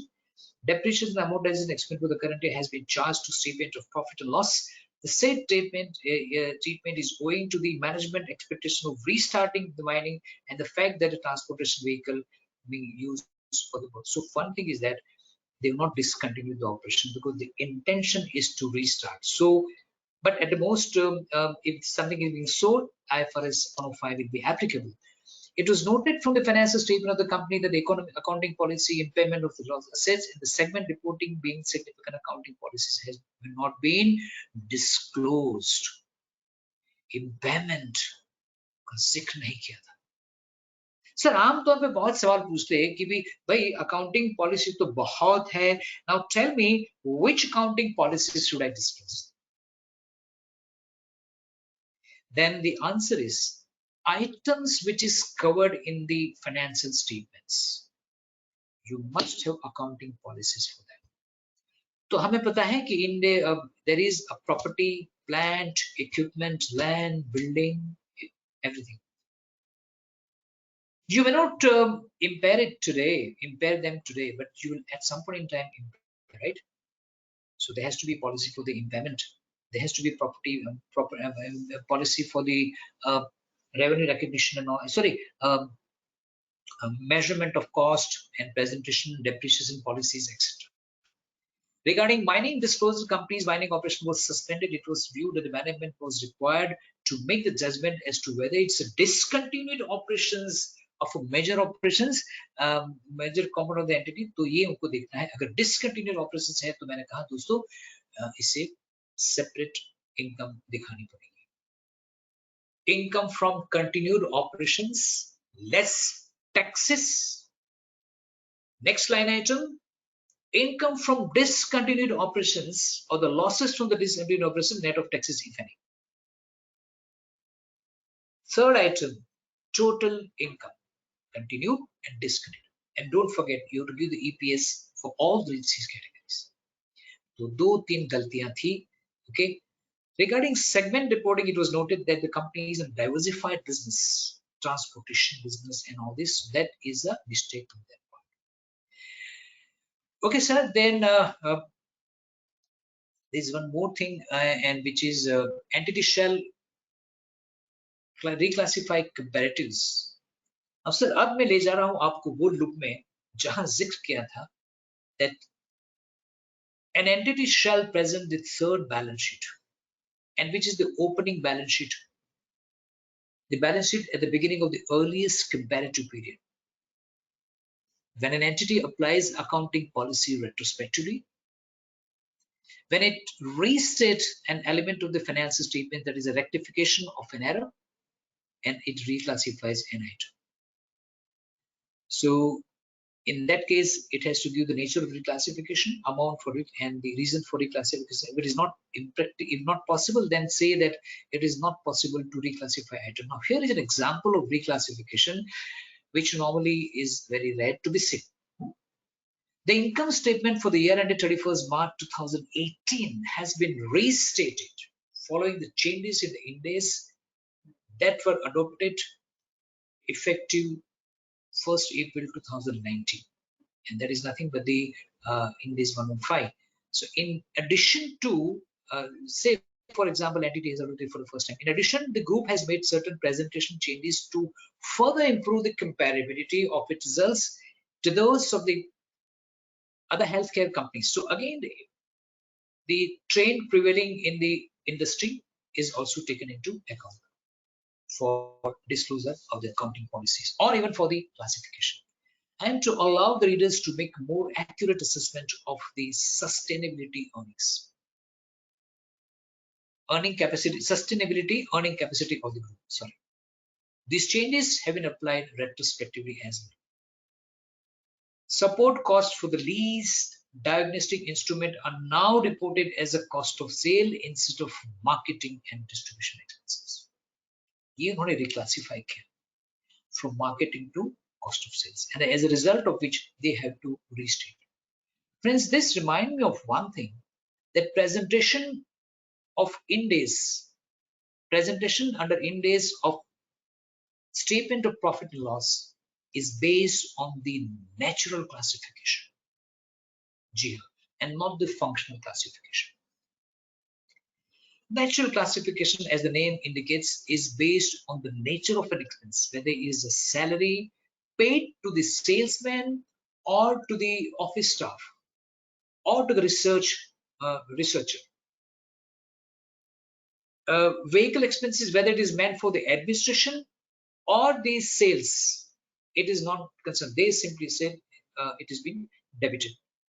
Vehicle expenses. Depreciation, very important. And amortization or impairment is shown as a separate line item when the entity prefers or elects or is required to present the statement of profit and loss as per the natural classification. When it comes to the functional classification, expenses are as per the function, like COGS, cost of goods sold, selling and distribution expenses, administrative expenses. So these are the functions. And on any expense which is forming part of this function will be shoved off and clubbed with this function. If the plant and equipment is being used for the production of an item, in that case, depreciation, impairment, amortization of the trade license and all this will be classified as cost of goods sold. But if the depreciation is on the stockyards or on the delivery vehicles, they will be clubbed with the selling and distribution expenses. As far as Ind AS is concerned, only one classification is permitted, and that is the natural classification. जी हाँ दोस्तों, there is one example where entity has presented certain item of expense as per the functional classification, which is a wrong thing. So be careful that we have to present the items of income and expenses as per the nature and not as per the functions. Alright, sir, ये financial instrument ये हमें बहुत परेशान करते हैं, न केवल accounting में but even presentation and disclosure में. सबसे बड़ी बात है Ind AS 32, Ind AS 109 and Ind AS 107. These three standards are as good as the balanced accounting standard except business combination. बहुत कठिन रिक्वायरमेंट है, जटिल रिक्वायरमेंट है about the disclosures and the recognition and the measurement. छोटा सा example दे रहा हूं sir. जो कहते हैं ना रिश्ते वही क्या था, I forgot it. That means the item is same but the treatment is different. I forgot it Hindi alphas, but the item is same but the accounting treatment is different. Deposit given by a company to someone else for renting the premises. Deposit given by company A, which is a lessee, to the lessor, which is company B, for leasing premises on the lease from company B. And this deposit is non-refundable. That means जब आपकी समय की अवधि पूरी हो जाएंगी आपको पैसे वापस मिलेंगे. Sorry, it will be adjusted against the rentals. It will be adjusted against the rentals. Non-refundable. You not get money back. तो क्या होता है कि then in last 6 months rent is adjusted against the deposit. That means you will not get money back from this deposit. It is not a financial asset. जी हाँ. If it is not a financial asset, my dear friend, it is not measured at amortized cost.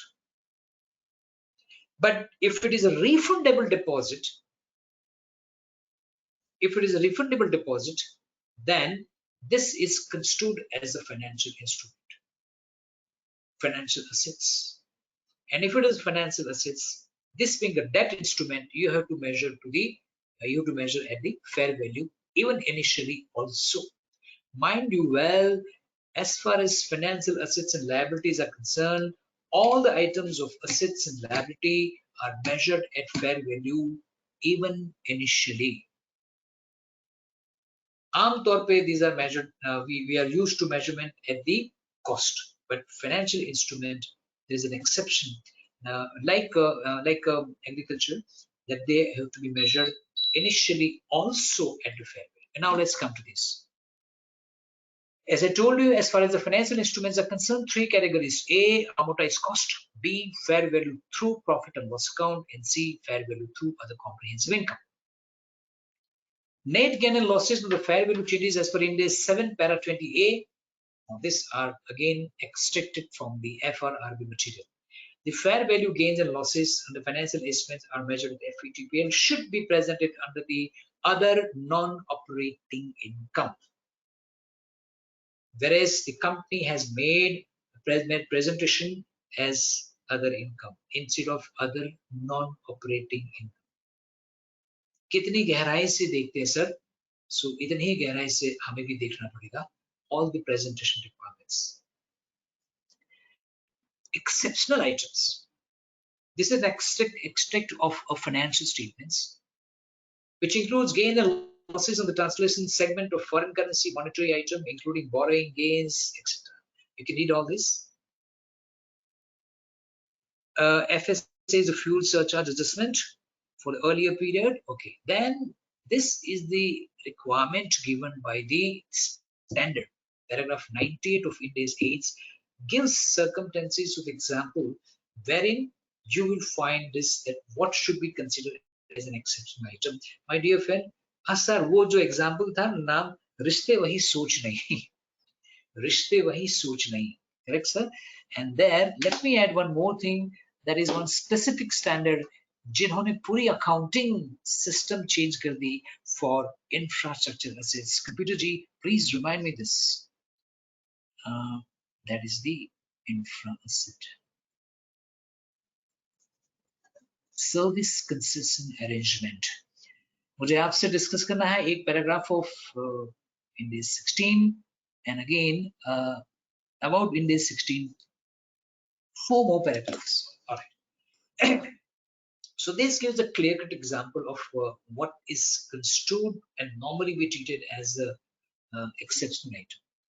अब जनाब ये company ने दिया था सब disclosure, but on perusal of that, it was noted from the notes to accounts on exceptional item that following items were disclosed an exceptional item by the company: foreign currency gain, losses, recoverable, written off, interest. In light of above, it was observed that ये actually it does not require to be classified as exceptional item. अब sir आप कहेंगे मुझसे कि sir what happens sir that you only mentioned sir that items required to be disclosed as per Ind AS 1 are the minimum requirements and it can be omitted by the other disclosure, but not anything and everything which you wish. Okay, so I know you'll ask a question. Let's give an example. Disclosures required by Ind AS 1 and Ind AS 16 are minimum requirement. They can be augmented by other requirement, and that is mentioned even in the guidance note also, that an entity can always increase, add some more disclosure items. For example, property, plant, equipment. For subsequent measurement, mind you well, I'm using the word subsequent measurement. Option is given that they may be carried at cost or at revaluation. And you got certain class of assets. What do you mean by class of assets? Land is one class, building is another class, equipment is one other class, furniture is another class. So when you follow, say, for land, the revaluation model, and for property, plant, equipment, you follow the cost model. So you can always say assets carried at revalued amount, assets carried at cost. So these are the additional line item. Maybe you can add subtotals and others. And there is something called ROU asset, right of use asset, which is nothing but in the books of the lessee, pursuant to Ind AS 116 leases. There it says that if, say, for example, the ROU asset pertains to building, there are two choices. Either you add it to the building, which is owned by the entity, and give in the notes that this line item contains the ROU asset, which is building, and the amount is so much. Or you say like this: building owned, measured at cost, ROU asset, building ROU asset. So then you classify, and so the reader will understand कि ये company के पास जो building है, वास्तव में वो building is comprised of the ownership building owned by the entity and the other building which the company has taken on the lease. So this is what they say by adding additional line item or the subgroups. Okay. Now, in the light of above, it says that none of the items disclosed under the exit qualifies to be reported as an exceptional item. And secondly, sir, they have given this example here. That this is very good, sir. So those who want to really be a master of Ind AS, जाहिर सी बात है तब तो आप आए हैं यहाँ पे. They must read the educational material issued by the ICI in ITFG, Ind AS Transition Facilitation Group. They had come out with the educational materials on each standards. They have come on the ITFG bulletins, which are in the question answer format. So you must read this. If not fully, then at least when you sit down, at least look at the checklist and then see, okay, now this is about कुछ हमने सुना था Ind AS 105 जब entity wants to sell this, so then you refer to that Ind AS 105 education material. Okay. This is something changes, statement of changes in equity, which is nothing but, as you see, that जो erstwhile एक जमाने में हमारे पास equity का एक group हमने notes schedule हुआ करता था, schedule of equity, which is nothing but the statement of changes in equity. But here the difference is now you need to be very careful that division 2 schedule 3 has changed the format of the statement of changes in equity. My dear friend, there is a guidance note on statement on division 2 schedule 3 to the Companies Act. You must read that, refer that guidance note for the statement of changes in equity, because there are 2 or 4 more elements given in the statement of changes in equity which is not there in division 2 schedule 3 to the Companies Act as given by the Companies Act. The one which is being presented by the ICI in the guidance note is more comprehensive, more appealing, more justified from the perspective of Ind AS 107. इस बात की प्रतीति, इस बात की clarification मुझे दी थी mister Srinivas Joshi. During his regime, the guidance note on the division 2, division 1, 2, 3 to the schedule 3 of the Companies Act was framed, discussed and announced. So when I saw this in the division 2 as pronounced by the Companies Act and the one which has been given in the statement of change in equity in the guidance note, I could find two additional items in the guidance note. And मैं घबरा गया sir, क्योंकि 17 अप्रैल को मेरा व्याख्यान था जीवी नगर में. मैंने कहा सर ये तो कुछ विसंगत है, कुछ तालमेल नहीं बैठता. तो मतलब क्या यज्ञेश? तो सर कंपनीज एक्ट में केवल एक ही पैराग्राफ दिया है, जबकि guidance note में there are two more additions paragraph. So he said, Yagnesh, follow the one which is given in the guidance note. I said, why? So then he explained all these things. Okay, sir? Sir, एक बात है, guidance note to Caro, guidance note to all divisions, you must read. Keep your mobile off, focus, and you'll understand, you will reincarnate yourself when it comes to the knowledge of Ind AS. Now, the statement of change in equity include all these things. Effect of retrospective application, retrospective statement in accordance with the Ind AS 8, and again this is in sync. The changes made by the division 2 and all this is in sync with this requirement of Ind AS 8. Now here is this is the older one. Okay, my dear friend, क्या हुआ तुझे?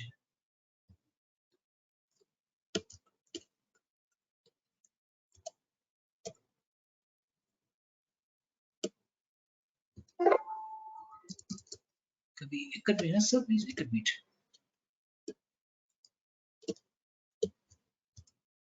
So this is statement of changes in equity, and this pertains to just 1 minute, sir. So why?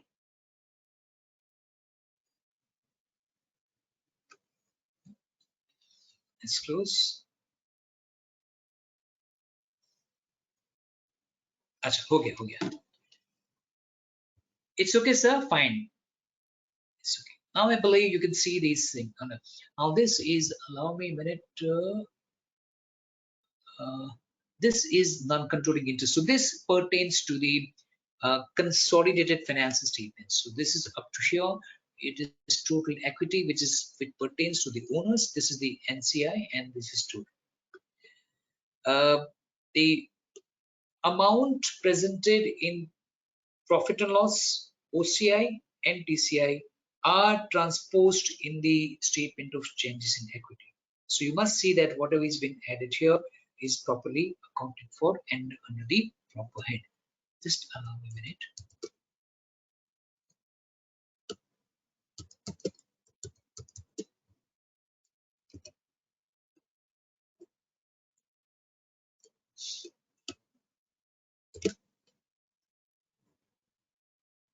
And then you'll find this. Okay. Then the current and non-current is virtually same as per the AS, except that there's one change here, and that is about the liability. Okay, I had mentioned here about the Ind AS 19 paragraph 133. Okay, fine. About the liability, if it does not have an unconditional right to defer the settlement of the liability for at least 12 months after the reporting period. That means, let us make it negative. The entity has the right to treat as settlement within 12 months from the end of the reporting period. So they say if there is a non-compliance with one of the covenants of the loan agreement, then you should not classify as a non-current asset or the non-current liability. And then they say that, just a minute, let me give an example, that you have borrowed funds from the bank, and the requirement is you should have the insurance, you should you should submit the bank statements, stock statements. Again, Caro will come into the play. Quarterly statements, working capital borrowings more than 5 crores, and that too secured against the current assets. Okay, I'm just giving the tip of the Caro 2020. Okay, let's come back here. There are some conditions which you're not complied with. And the bank says that if you don't comply with these conditions, the loan will become repayable immediately. So you have no unconditional right to defer the settlement of the liability at least 12 months after the reporting period. So this has to be classified as a current liability.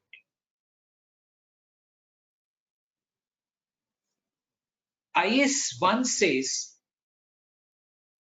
that if at all the creditors or the lenders agree with you that, look, don't worry, I'm allowing you to just stick to the original schedule and you may repay me as we've agreed. So in other words, it's not become repayable immediately. So just a minute, please.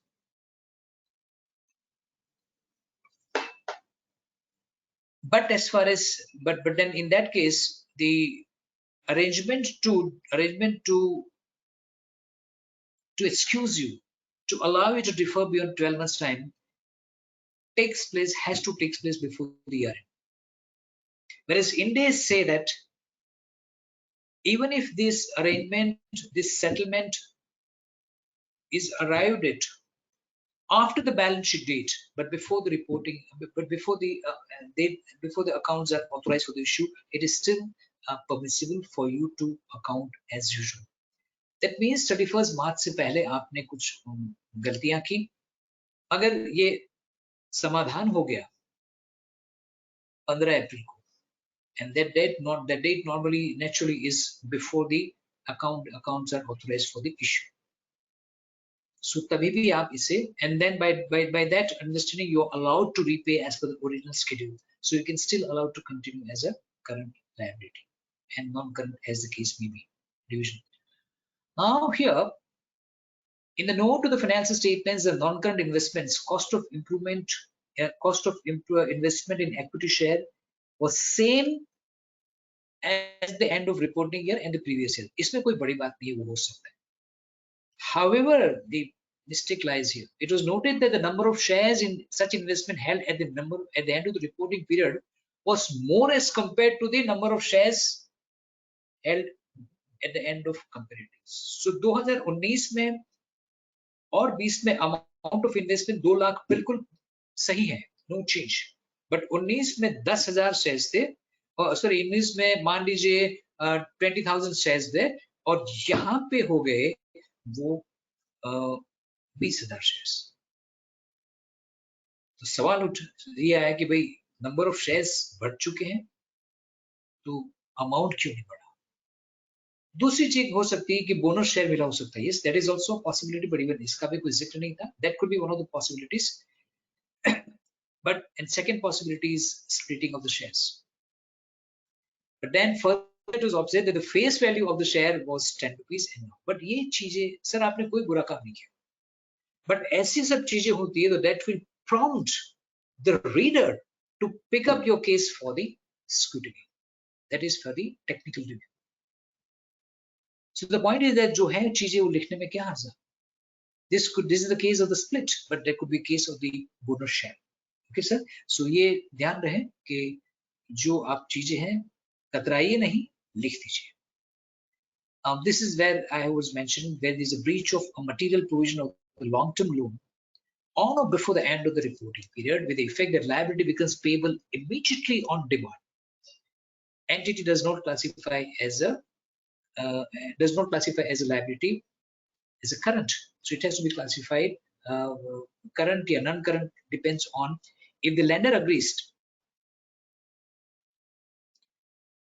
Entity does not classify as a current, that means it has to classify as a non-current. But if the understanding is arrived after the reporting period and before the approval of the financial statements, not to demand a payment as a consequence, then entity can still continue to classify as a current and non-current depending on the term loan or the working capital.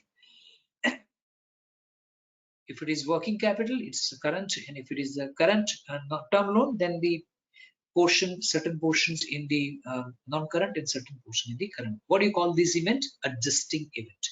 This is classified as an adjusting event. Now there are the various disclosures given by the standards illustrative what should appear on the face of the balance sheet presentation. The profit and loss account, single amount net of tax of the total discontinued operations with details in the notes to accounts. This is again the exceptional item and one more requirement as to the Division 2, Schedule 3 to the Companies Act. This you should be very careful when there's a change in the revenue, plus or minus as compared to earlier year. How to disclose the share of profit or loss of the associates JVs using the equity method with the text in the consolidated financial statements. Naturally, it will appear in the consolidated financial statements. Though the standard does not prescribe the order, keeping in view the nature of the item, it should be disclosed before the tax expense in the CFS. Where is it, Computer G? Okay. Profit before the net, before the investment accounted for using the equity method, share of profit of the joint venture company accounted for using the equity method is the main head, this company, then the tax expense. The point is they have to be presented as a separate line item before the tax amount, before the tax. Offsetting साहब एक बहुत बड़ी समस्या है, and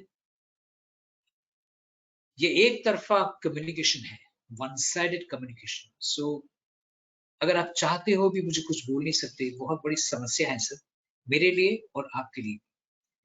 but जब ऐसी चीजों में मैं लेक्चर देता हूं तो लगता है कि एक न्यूज रीडर की बतौर में बात कर रहा हूं सर, ओके, जिसमें मैं बोलते ही जाता हूं और आप जबरन सुनते ही जाते हैं विदाउट एक्सप्रेसिंग योर फेस और expressing your feelings for that matter, or asking the queries, which can be always taken care of a little later. बहुत common example है sir. We all know that the trade creditors should always be credit balance, but there are some exceptions to it.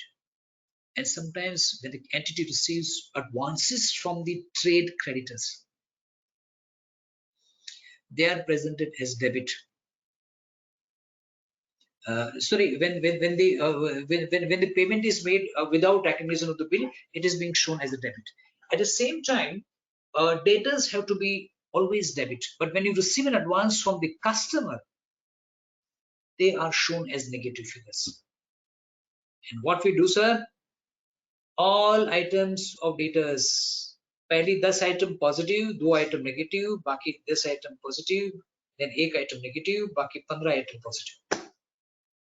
And we add what effectively in terms of accounting standards you have done is offsetting amount received as an advance from the customers against amount to be receivable from the other customers.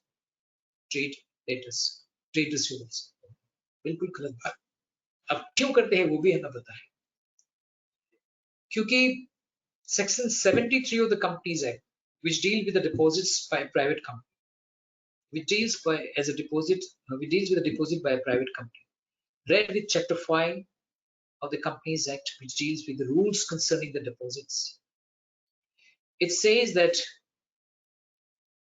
if a company has received advance from customers for supply of goods other than the real estates or the flats or the shops, and company has not supplied goods within 365 days and not repaid within next 15 days at the end of these 65 days, it will be considered as deemed deposit.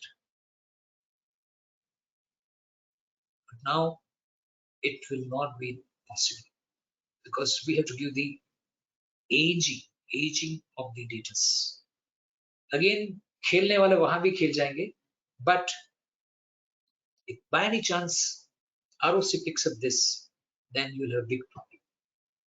अब देखिए, offsetting is permissible under certain circumstances only. We know revenue and gain.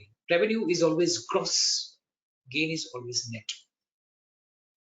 Revenue is from the ordinary activities, gain is not from the ordinary activities. An entity's manufacturing the clothes garments, and it has equipment also. So revenue from sale of clothes garment is always presented gross on the income side, and related expenses, purchases, cost of goods sold, purchases, adjustment of the inventory, blah blah blah, and other expenses on the, even direct expenses on the left hand side as an expense. But the same company, when it says the equipment, machine or laptop or any furniture, non-current assets, carrying value is 1 lakh, selling price is 80,000. So it will show loss on sale of equipment. As against that, carrying value is 1 lakh and it sells for 1,20,000. It will present as a gain on sale of equipment as one single item. That is possible. But you cannot say. Okay, one more thing is possible. Government grant. Government grant related to an expense. Government grant related to an expense. Expenses are, say, 10 lakhs and the grant is 2 lakhs. Two ways of presenting. Either show expense at 8 lakhs rupees, 10 lakhs minus 2 lakhs. A, permissible. Offsetting hai, fir bhi permissible hai. Second, expense at 10 lakhs and income at government grant on the income side at 2 lakhs rupees. This is permissible. Offsetting. Other permissible expenses, other than what you can see here, are gains and losses on disposal of non-current asset. We have seen expenditure related to present provision or the reimbursement. I am a Maruti dealer of a vehicle company. I have given the warranty obligation guarantee, say 10,000 rupees per car, and I'm getting from my manufacturer 2,000. So I can show at 8,000 rupees provision because I'm going to get reimbursement. Okay, I can show it. Otherwise, I can show provision 10,000 on the liability side and 2,000 receivable. Grants related to the income. Okay, I have discussed this very clearly. Foreign exchange gains and losses. Correct. Even that can be adjusted. So you have for first 5 transactions gains, for next 6 transactions losses. You can offset and give as a single line item. That is permissible. But okay, this is also item that will not be considered as offsetting. Now this is very clear. Accumulated depreciation, accumulated impairment provision, accumulated amortization, provision for inventory obsolescence, and provision for bad debts. Now provision for a provision under ECL, expected credit loss. Why, friends? Because conceptually, all these items written here, 5 items, are neither a liability nor an asset. They are neither a liability nor an asset. वो दो में से कुछ नहीं है, तो है क्या? कुछ तो होना चाहिए सर, या तो asset या तो liability. जनाब इसे कहते हैं allowance account. These are known as allowance account. They are neither asset nor liability, but they are allowance account. In terms of CPA, in terms of FASB CPA standards, American AI CPA standards, they are technically known as contra to assets. Contra to assets. Okay, sir? Sir, कहने को तो बहुत कुछ है, मगर समय नहीं permit करता. समय की मर्यादा है. सर, मेरे जहन में आता है accumulated depreciation on the property, plant, equipment. Let me share this with you, friends, and this will be a very useful tip for you. And where company had made mistake, yes sir, बहुत बड़ी गलती की है company. बड़े listed companies, renowned listed companies, मार खा गए हैं accumulated depreciation में when the company had revalued the property, plant, equipment. ध्यान से सुनिए, गौर से सुनिए. एग्जाम्पल है कि 10 lakhs is the gross amount cost. 10 lakhs is the cost. Accumulated depreciation is 4 lakhs. Net carrying value is 6 lakhs. Cost 10 lakhs, AD 4 lakhs, net carrying amount 6 lakhs. All right, now company wants to revalue property, plant, equipment. Now the company wants to revalue property, plant, equipment.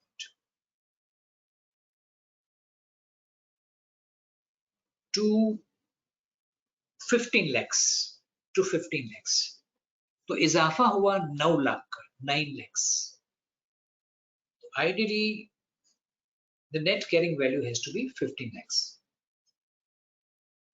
The first entry to be passed is as under.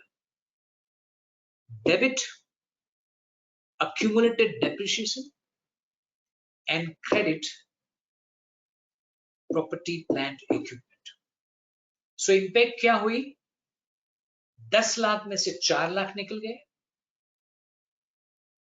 Cost 4 lakh जो 80 था accumulated depreciation वो भी निकल गए तो 0 हो गए. So now my presentation is cost 6 lakhs, 80 0, net amount 6 lakhs. Then pass an entry. Debit property, plant, equipment 9 lakhs. Credit devaluation reserve 9 lakhs. Debit devaluation reserve for DTL and credit DTL as per the tax rate. End of the year presentation is like this. Cost 15 lakhs. Less accumulated depreciation only for this year, not the earlier.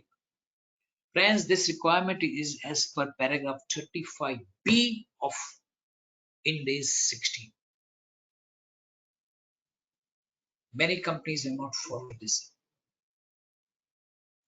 And ये हमें ध्यान रखना है, when Caro is requiring you to comment on this revaluation, it could be 35B or C at the most, but 35 में है वो पक्का sir. They say that when the asset is being revalued, accumulated depreciation is de-recognized. Is de-recognized. ये तो यहाँ पे आ गया इसलिए मैंने जिक्र किया, but I think there is no harm sharing all this, right, sir? All right. Matter continuing the financial statements, the company had shown the interest expenses netted off with the interest income in the financial statements. Observation that interest income and interest expenses cannot be offset. बिल्कुल गलत treatment. Sir ये चीज तो बहुत common है, उसके लिए किसी को Ind AS 107 सीखने की गुंजाइश नहीं थी. It was very common. But जब when it is come across, there was one I don't want to say the even name of the region also or the name of the company, but one company which came to us for vetting for the first time for the Ind AS, and we saw this interest expenses XYZ less interest income outer column net. जब हमने accountant साहब से पूछा कि भाई क्यों ऐसा, sir, this is the working capital loan and we have given the fixed deposit as security. So we thought that security अगर नहीं दे तो working capital नहीं मिलता, तो हमने सोचा कि क्यों ना इसे नेट ऑफ किया. बहुत इनोसेंट आंसर था सर, बट भेद जब खुला, जब वही कंपनी के हमने सीए में डेटा देखा सर, तब पता चला कि जनाब ने क्यों किया था. Because they wanted to have the improved debt service coverage ratio. Sir वो कुछ लोग गलती करते हैं बट जानबूझ के करते हैं, कुछ लोग अनजाने में करते हैं बट कुछ लोग जानबूझ के भी करते हैं. This is an example of जानबूझ के की थी गलती but not done. Now एक एग्जाम्पल मैंने दिया था आपको, functional classification of this. Here the company had wrongly shown administrative expenses because, तो आपने क्या किया, खिचड़ी बना दी. आधी आइटम नेचुरल क्लासिफिकेशन एंड आधी आइटम एडमिनिस्ट्रेटिव एक्सपेंसेस. वैभव जी, या तो मिश्रा जी आप है कोई यहाँ पे? मुझे थोड़ी सी विनती करनी थी आपसे इसलिए। Is Yes, anyone sir. From? अच्छा, कौन है आप, मिश्रा जी या वैभव जी? Mr. Raj. मिश्रा जी, मिश्रा जी, आप जरा एक राय ले लीजिए और हमारे मित्रों की और द पार्टिसिपेंट्स की sir. Can I take 10 minutes break please? Can I take just 10 minutes break and then we'll extend it to 7 o'clock 15 minutes, no denying about it, please? Yes, sir. Sir, can I have permission to 10 minutes break, please, for me and the participants? Anil, can you please change your chat setting to everyone so that your meeting can be there for everyone? Otherwise, they will not understand which query I am answering. तो कुछ reply नहीं आ रहा है, तो कुछ reply नहीं आ रहा है। नहीं आ रहा reply? नहीं So sir. I should continue? And it is telling me that Okay. there are 280 Yes, sir. Should I continue without break? all the products put together sir break in east. बोल रहे sir, break के लिए चलेगा sir. चलेगा break के लिए केवल 5 या 10 मिनट मैक्सिमम, प्लीज। हाँ प्लीज, चलेगा sir. Okay, thank you so much. मेरा शुक्रगुजार कहिए सबको। It is 6 o'clock 40 minutes। I will come less than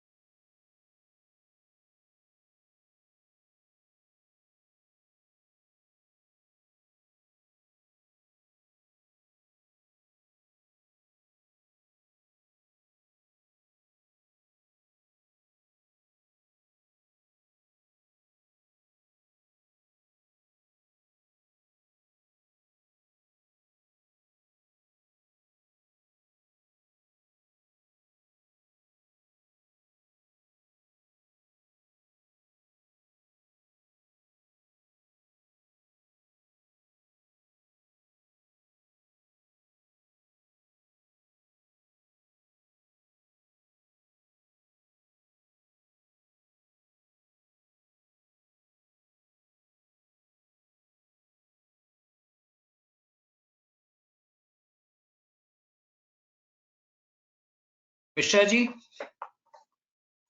hello. Sir, Mishra ji, Please, can sir. we start, sir? yes, sir. Can we start? Yes, sir. Okay, thank you so much. Thank you so much. We'll extend it by 15-20 minutes if my participants agree with that. So this is a small mistake where they have shown the expenses under the nomenclature administrative expenses. ये मंजूर नहीं है क्योंकि this means that you are using the functional classification, and this is what there was a mistake. So be careful about that. देखिए इससे ना तो profit पे फर्क पड़ेगा ना तो लॉस पे कुछ नहीं, but it still matters a lot. Now there is one thing that the company does not contribute to any gratuity fund scheme. Wow. The provision in respect of the defined benefit plan is, however, made by the company and carried as a liability to be paid out of the regular cash flow of the company. This was not required to be mentioned. The provision is made in respect of every employee which has completed at least 5 years of service as 15 days salary for completed every year of services. The present value of the obligation is based on the actual report. Now what, sir, there was some tabdili, so am I visible? Hello, am I visible, sir? Yes, sir. Yeah, fine. Now what they made here, that what the mistake they did, that they provided for the gratuity only for those who have completed the 15 years of services. Now priority has been made in regular respect to those employees who have completed at least 5 years of service for 15 days of salary for every year completed, whereas the standard requires that it is not required that whether the employee has completed the X number of years or not, okay, which is 5 years. And there's another requirement of para 135 which is reproduced here, that explain the characteristics of the defined benefit plans and the risk. The company has said that it is not following the DCO, defined contribution plan, but it is following the defined benefit obligations. In this case also there was some, friends, even I'm very fond of doing research myself, and I realize as far as Ind AS 19 or AS 15 is concerned, there is a lot of lacuna for the disclosures. Now again, the prior period item, I mentioned to you that there is no concept of prior period item under the Ind AS. The reason being, when there is a rectification of an error pertaining to the immediate preceding comparative year or beyond that, you need to then give the third balance sheet if the error pertains to the year beyond the comparative years, and the entity has to give the third balance sheet, and that balance sheet is balance sheet at the beginning of the earlier comparative period. Balance sheet at the beginning of the earliest comparative period.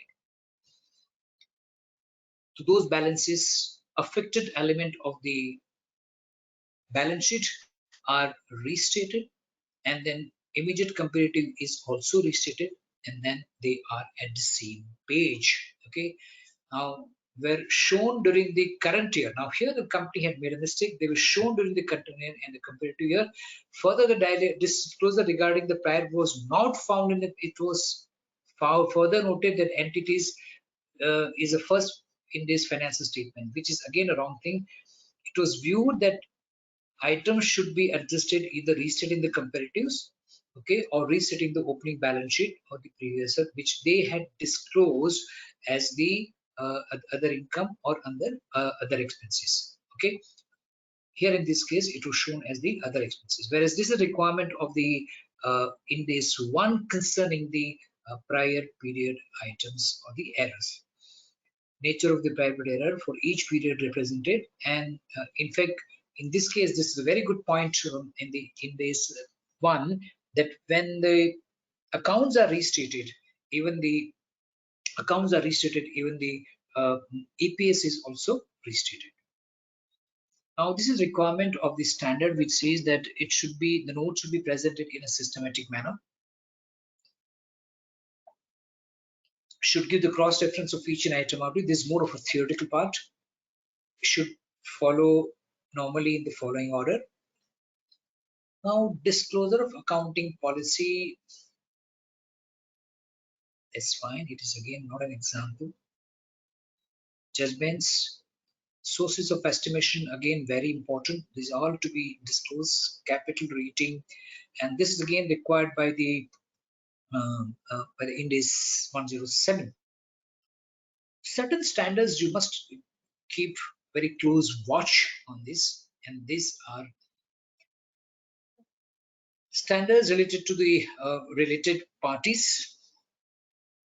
Okay, in this 24, then standards related to the segment reporting 108, and then standard related to the financial instrument 107, and very important standard related to the JV subsidiaries, JVs and associates in AS 112. 112, you have to be very careful. The extraordinary items are not there, same as the US GAAP. Okay, US GAAP also is not having the extraordinary items. Additional line item we have repeated. I want to skip this. You can read this, but this is a small comparison. AS1, Ind AS 1, and AS1. This is true and fair. This is a fair presentation. Presentation of 52 weeks is permitted, which is not permitted here. And even I have read to see any balance sheet abroad which is of 52 weeks. Only natural classification, functional not permitted, natural or functional. And analysis of expenses recognized in the, okay. Now here, mainly if you read the European balance sheets, you find them as a functional classification with the details given in the notes to accounts known as a natural classification. Now, balance sheet statement of profit and loss, whereas here you cannot use does not give an option to use a suitable name, whereas this gives any other name.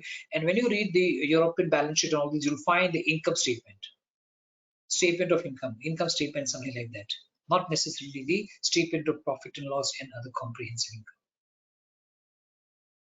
income. A requirement by law is added as far as India is concerned. And as far as materiality is concerned, very recently there has been a change in the definition, minor definition change, not much. Now here, this is concerning the long-term current liability on the breach. Approval, if it is received before the accounts are authorized for issue, it is still construed that you have the unconditional right to defer it. And as far as I is concerned, it has to be before the end of the financial year. Okay, then framework we talk about. Now framework, as I told you, I always advocate framework.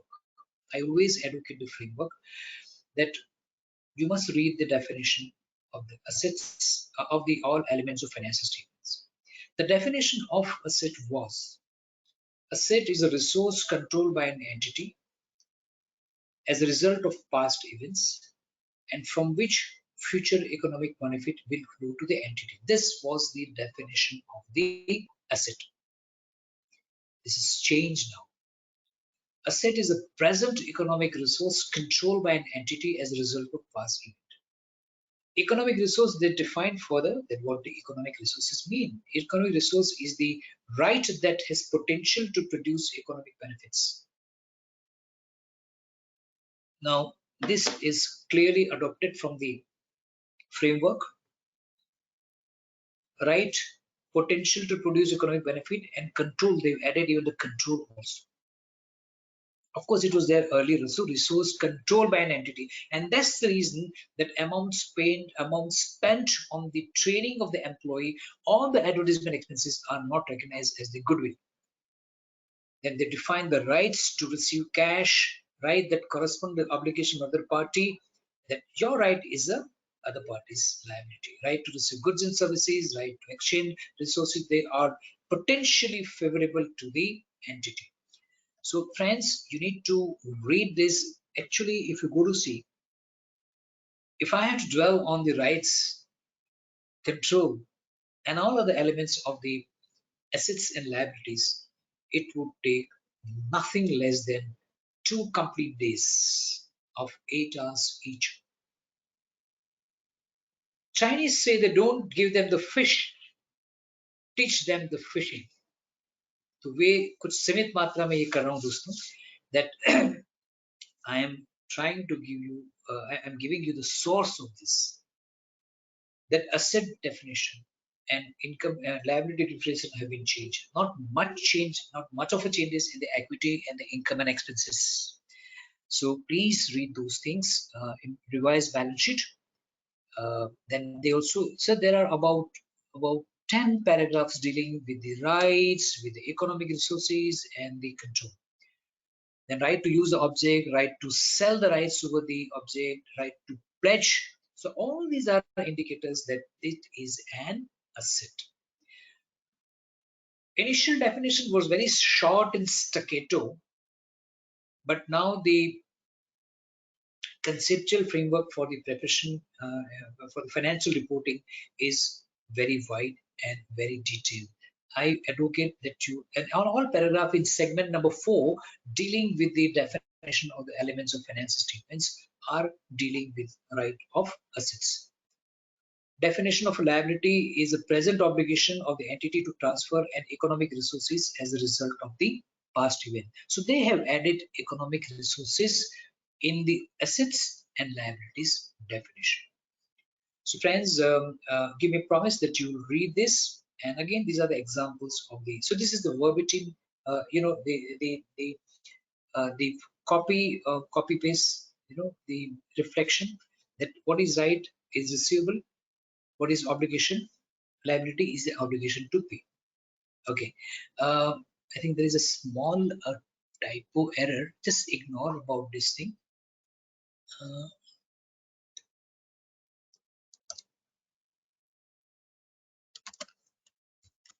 Sorry sir, एक बहुत गलतफहमी में देख रहा हूँ काफी लोगों में about the investment property, and mainly, and what is investment property? Investment property is defined under Ind AS 40.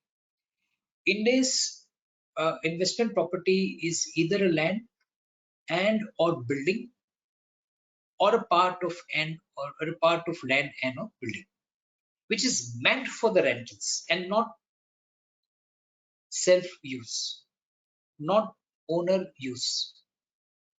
Entity will not use it. It will not be owner occupied. It will not be used by the owner for its admin purpose and all this. So basically it is a liability. It is an asset which is meant for the rentals and or appreciation. Rental and or appreciation. But basically only two assets, either land or building, or land and building. If equipment is there, machine को hire किया है तो investment property नहीं आएगी. Okay sir, fine. बहुत लोगों में ऐसे ख्याल है कि भाई investment property, if it is land, that is fine not to be depreciated, but if it is building, कुछ लोगों ने वो भी depreciate नहीं किया. जी हाँ, but make sure that that is being even depreciated. Correct sir? Make sure. One more example, when even land is depreciated. जी हाँ sir, आप हैरान रह जाएंगे कि ये यज्ञेश भाई क्या कह रहे हैं. Land which is an investment property, even that can be depreciated. Conditions apply. सुनिए मुझे ध्यान से sir. Entity A is a lessor. Entity B is a lessee. Under Ind AS 116. And the asset under the question, the underlying asset is land. Now conditions are like this. There is an agreement between A and B, lessor and lessee, which allows the lessee to use this land throughout the period of 10 years without any interference from the lessor. This land is earmarked. It is identified. That means the seller does not have the substantial right to substitute the underlying asset. The lessor does not have substantial right to substitute the underlying asset, which is the land. So how Mr. B, entity B, is going to recognize in his books of accounts? ROU land. ROU land. Now this land will have to be returned to the lessor, company A. So what company B will do, it will classify this as a non-current asset, ROU land, and it will depreciate over a period of next 10 years time. So this is one example, one exception. Okay, now this is going to be that. Now investment property. So the point is, even if it is a ROU asset, even if it is a land, it is still to be depreciated. Okay, fine. So the mistake made by that. Now one more thing, that investment property under Ind AS 40 can be measured, no, sorry, has to be measured subsequently at cost only, and not at fair value. Internationally, IS 40 allows two options for subsequent measurement. Mind you well, I keep on using the word subsequent measurement time and again. The reason being, for the subsequent, initial measurement has to be at cost. Subsequent measurement of investment property under Ind AS 40 is got only one option, that is a cost, and not the fair value. But then people ask, but then too you should be concerned about the fair value of the investment. आप पूछिए क्यों sir? The reason being, no denying that the subsequent measurement is only cost and not the fair value. But when it comes to the disclosure, the fair value of the investment property also have to be disclosed. So don't forget that it has to be mentioned, it has to be measured, despite the fact that the only mode for the subsequent measurement is the cost. And investment property is depreciated as far as land is concerned. If it is own land, देखिए land में दो है changes. First, I told you that I took a land and it is ROU. If it is for my self use, I will say ROU land. But if this land I have in turn subletted to someone else, I took it for 10 years and again give it for a 10 years time. I take it for 10 years and I give it for 3 years time. So it is a operating lease. I took it for 10 years and I give it for 5 years or 3 years. In other words, less than 10 years. It is an operating lease. Since it is given on rentals, it is an investment property. So I would put ROU asset investment property land, and you will depreciate that. But if it is my own land and I have given on rentals, it becomes investment property. But if it is my own land, my own ownership land, it is an investment property. It will not be depreciated because it is a land. But I own a building, I give it on rentals, it is an investment property. Building will be depreciated even if it is an investment property. Okay, so I hope you're clear about that.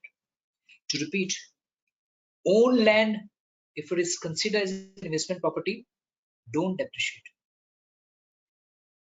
Land under Ind AS 116 ROU land meant for 10 years time, and again it is an investment property, or even if it is investment property or not, ROU land, whether investment property or not, is to be depreciated over a period of 5 years, 10 years time, over a period of lease time. Okay, fine. Provided there is no buyback option and all this, but we presume it is only for 10 years, and after that you to return the land to the lessor. Building, whether it is owner occupied, in that case it is Ind AS 16, or whether it is a rented property, in that case it is investment property. In both cases, building will be depreciated. Okay, so don't go with the wrong message. Okay, fine. Now division 2, schedule 3 to the Companies Act. current text on the face of the balance sheet.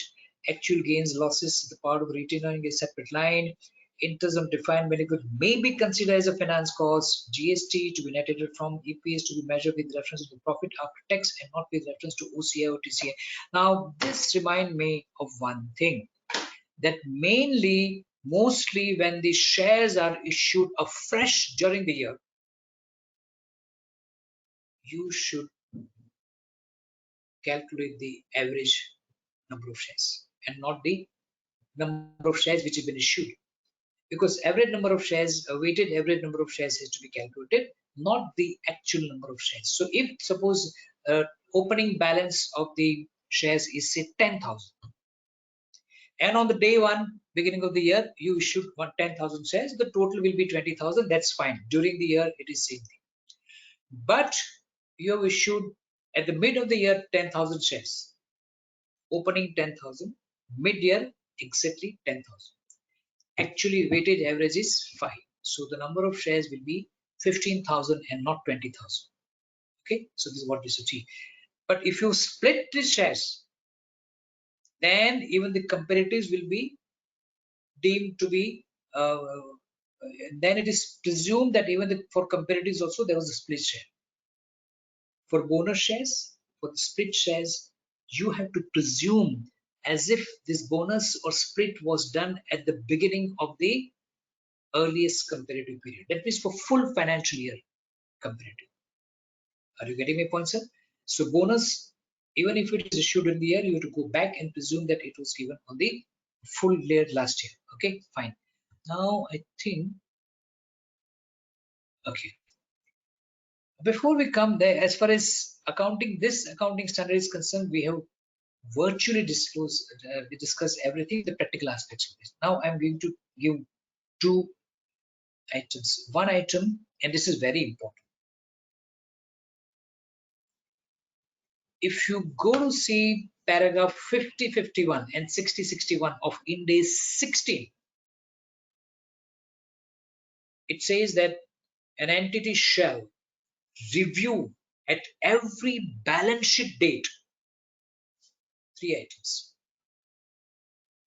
useful life, residual value, and depreciation method. Useful life, residual value, and depreciation method. It is mandatory. So make sure that it is reflected in your accounting policy statement. Make sure that it is covered by the company manuals. If the company has set up a committee for that, make sure that the committee reviews this at the end of balance sheet date. Make sure that the board has given instruction to certain subcommittee or certain people to review, technical personnel to review these 3 things. It should also be a part of the management's representation letter. Fine. So that is auditing tips. But the main culprit comes here. The company shall review at each balance sheet date these 3 things. And if there are any changes, they will be applied, they will be treated as a changes in an estimate as per Ind AS 8. And हम जानते हैं जनाब कि Ind AS 8 कहता है कि changes in estimate is always applied prospectively and not retrospectively. Sir बहुत बड़ा बदलाव है. Method of depreciation जो आज तक गिनी जाती थी as a change in an accounting policy is now treated as a change in an estimate. So when you move from WDV to SLN or SLN to WDV, or from this to the unit of production method, this will not be construed as a change in an accounting policy. It will be treated as a change in an estimate, and hence it will be applied prospectively. So 5 balance sheet I have seen minimum listed companies. They change from WDV to SLM method, and this was applied retrospectively, So friends, ध्यान रहे, if you are very tired of applying the WDV method and if you want to go to the SLM is widely accepted worldwide. Apply it prospectively, not retrospectively. Okay, sir. Very good tip, very good change, paradigm change. And दोस्तों जो हमारे मित्रगण non इंडेस company का काम कर रहे हैं उनके लिए भी यहाँ खुश खबर है, बिकॉज AS10 में भी ऐसा ही प्रावधान है. If you go to see AS10 revise, which was revised in 2016, is his verbatim copy of Ind AS 16. AS10 is a verbatim copy of Ind AS 16. वहां भी ऐसा ही प्रावधान है. So even if it is a non-Ind AS company, just allow me a minute.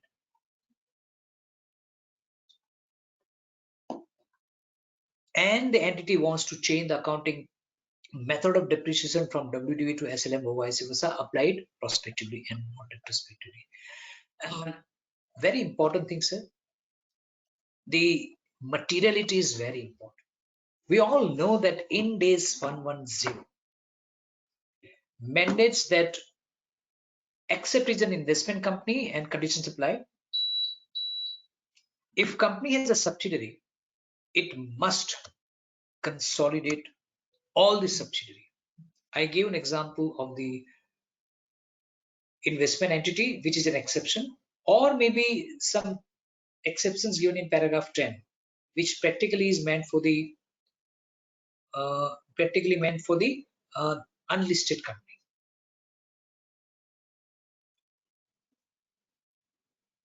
Entity must consolidate these subsidiaries if they are not covered by the provided they are not covered by the exceptions or they are not the investment company. But if you read the accounting policies of few European companies, and one of them is a Bayer GmbH, BAYER, Bayer GmbH. In that case, there are about 80 to 100 subsidiaries, associates, and JVs. Those were not considered as they were not considered for consolidation of this Bayer group. Imagine that 105, roughly about 100 companies, despite being JVs, associates, in the associate in the JV associated and subsidiaries, they were not consolidated, sir. And they are writing this here. They give the reason. They have defined the materiality. They say that the aggregate amount of all these is less than 3% of the revenue, or 0.1 for the asset, or 0.1 of the equity. So those materiality matters a lot, even for accounting standard, even for CARO. Okay, very clear. Now let me skip the gun. An entity which was not a material and was rightly not consolidated, but now this entity has become material, and the parent wants to consolidate such entity. Will it tantamount to change an accounting policy? Answer is no. If for some reason the accounting standard was not applicable to a transaction or an event, and now it is applicable, and then the company applies accounting policy, this is not construed as a change in an accounting policies. Okay, so this is very important. Now I will take up these issues about the Ind AS 8. Now there is one standard which is one requirement of the standards which have been announced. The standards which have been announced. Okay, this is what I have given here, the Bayer example. Okay, accounting policies, application of accounting policy is further guided by materiality. Accounting policy that has a material impact may not be applicable. But now read the second paragraph. Immaterial departure is not permitted. But even immaterial departure from application of Ind AS is not permitted, nor immaterial mistake should be left uncorrected. एक plant and equipment है, इसकी amount is not material, and उस पे आप depreciation लगाना भूल गए, charge करना. So you will say is an immaterial mistake. That is not permitted. So immaterial departure or immaterial mistake is not tolerable. But if an item is immaterial, you don't apply accounting policy, there's a difference. But having applied, started applying, बाद में आप deviate करेंगे नहीं चलेगा. Okay. When there is no specific Ind AS, you have to develop the own standards, own accounting policy, where the industry guidance is very important, industry practice is important, and also the most recent pronouncements of the International Accounting Standard Board, and also the other bodies where it has a similar conceptual, like Ind AS, like the US GAAP, like the US GAAP. For India, if there is nothing in the Ind AS, you try to develop your judgment, but for using that judgment, for making this judgment, you may refer to IFRS also, or maybe the US GAAP. Can be done by, is required by another Ind AS, or maybe if the results into a better presentation. How to apply changes in accordance with the transitional provisions, whether prospective, retrospective, or mix. If there is no transitional provision, or if the accounting policy is changed voluntarily, it shall apply retrospectively. Paragraph 19 to 31. Following are not treated as a change in accounting policy, even if there is a change in policy. When applied to transaction or the events or the condition that did not previously occur or was not material previously, a subsidiary was not material and I have not consolidated. It has become consolidated and now I am applying the standard. Correct, sir? It is not a change in accounting policy, or that is substantially different from the previous occurring. Initially, it was a job work. Now it is a sales. Different. Then how retrospective accounting is done? It is to change the affected period. And this has happened when Ind AS 115 was introduced for the first time on 1st April 2018. कुछ companies ने केवल immediate preceding year का भी restate किए थे because the contract got entered into in the immediate preceding year only, but the contract was entered, if the contract had been entered beyond immediate preceding year, say 18-19 was the year in which you applied IFRS 15, 17-18 was the comparative, and the contract was entered in 16 or 17, they had to change the opening balances of the retained earnings, opening balance sheet. In that case, they had to give the third balance sheet. And अगर नहीं applicable है, practical है, तो then कहिए कि it is not practical. हमारे books गुम गए, my this was affected, मेरे server खराब हो गया, ये हो गया. In that case, you applied prospectively. Now, this is one thing which I mentioned to you. Treatment of the revaluation of property, plant, equipment, and intangible assets, though considered as a change from cost to revaluation, they are not dealt with by Ind AS 17 pursuant to paragraph 17 and 18 of Ind AS 8. This is an exception to the rule. And Ind AS issued but not effective. Early adoption is permissible, but you're not early adopted, then you have to give this facts, the title of the Ind AS and all this. Okay. Estimates is always accounted for prospectively. Always. Errors are always accounted for. Now, what is the difference? An estimate may need, this is another thing, that either new information has come to the knowledge or new development has taken place. They call it new experience sometimes. हमने warranty का प्रावधान किया था 50,000 rupees per car, and this was done in 2020 and 21. अब 22 और 23 में हम 22 में 2022 में we are changing these estimates because estimate was 50,000 rupees per car, but now due to the new technology, new information, new development, I can do this warranty, I can take care of this warranty, match 30,000. So I'll revise my estimate of warranty by, I reduce my warranty expense by 20,000 per car. How do I do it? Prospectively.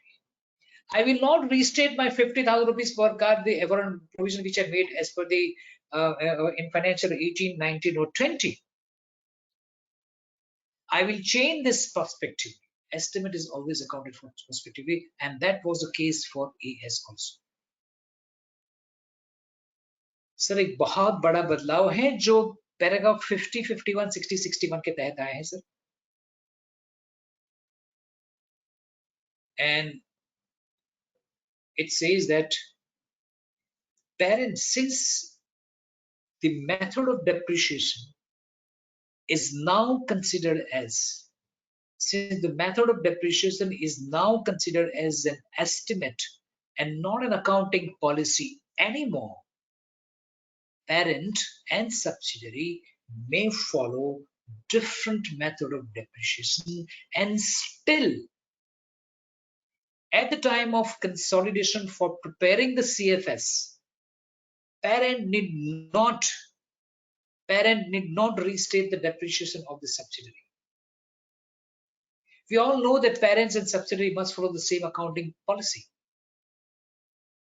They must follow the same accounting policy. They can have a different method of depreciation. The reason being, method of depreciation is not considered as an accounting policy anymore. It is an estimate. Okay, sir, I have given the relevant paragraph number of the Ind AS 110, and this will tell you very clearly that it is not considered as a policy, and they can follow the different thing. सब errors और estimates में बहुत thin line है. Now let us look at, and the date is the date when the accounts are authorized for issue. You see the date here, and this is not the date at the reporting date, but the date when the accounts are authorized for the issue. Prior periods are omission from or misstatement of in the financial statements of one or more periods arising from the failure to use or misuse. Either आपने अब भूल गए ये information लेना, या तो misuse कर दिया, या तो गलत एप्लीकेशन कर दिया, एप्लीकेशन ही नहीं की, इंफॉर्मेशन यूज ही नहीं किया, या तो फिर गलत यूज किया. And let us see, that was available when the financial statements for those periods were approved for issue, not the date of balance sheet, not the reporting date, the date when the financial statements are approved for the issue, could reasonably be expected to have been obtained and taken into account in preparation and presentation of the financial statements. So here they say that आपको पता था, इतने group में आप member है, कहीं ना कहीं तो आपको इसकी इतला मिली होगी, correct? You must be getting emails, alerts, everything, but बावजूद उससे आपने इस्तेमाल नहीं किया. किस दिन इंफॉर्मेशन थी important? The date when the accounts were authorized for issue. That means it's a subsequent event, adjustment event. So this is an error. Estimate में you didn't have the proper basis of measurement of the amount or the expense, and since you resort to estimating there. So this is the main difference between this thing. The three items. Summary. Rectification of error always retrospective. ये दोनों मैंने अंतिम छोर पे रखे हैं. एक है estimate जो always prospective, दूसरा है error which is always retrospective unless impracticable, and the second is a change in accounting policy. Retrospective if voluntary, or if there is no transition provision, and prospective if it is required by the transition provision. So दोस्तों ये था about the now this is a small minor difference by the in the Ind AS 8 and IS 8. Okay, the most recent pronunciation here is say that may refer to the Ind AS.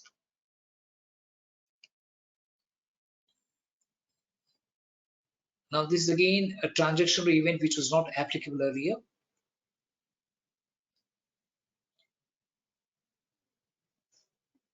FIFO to the weighted average method.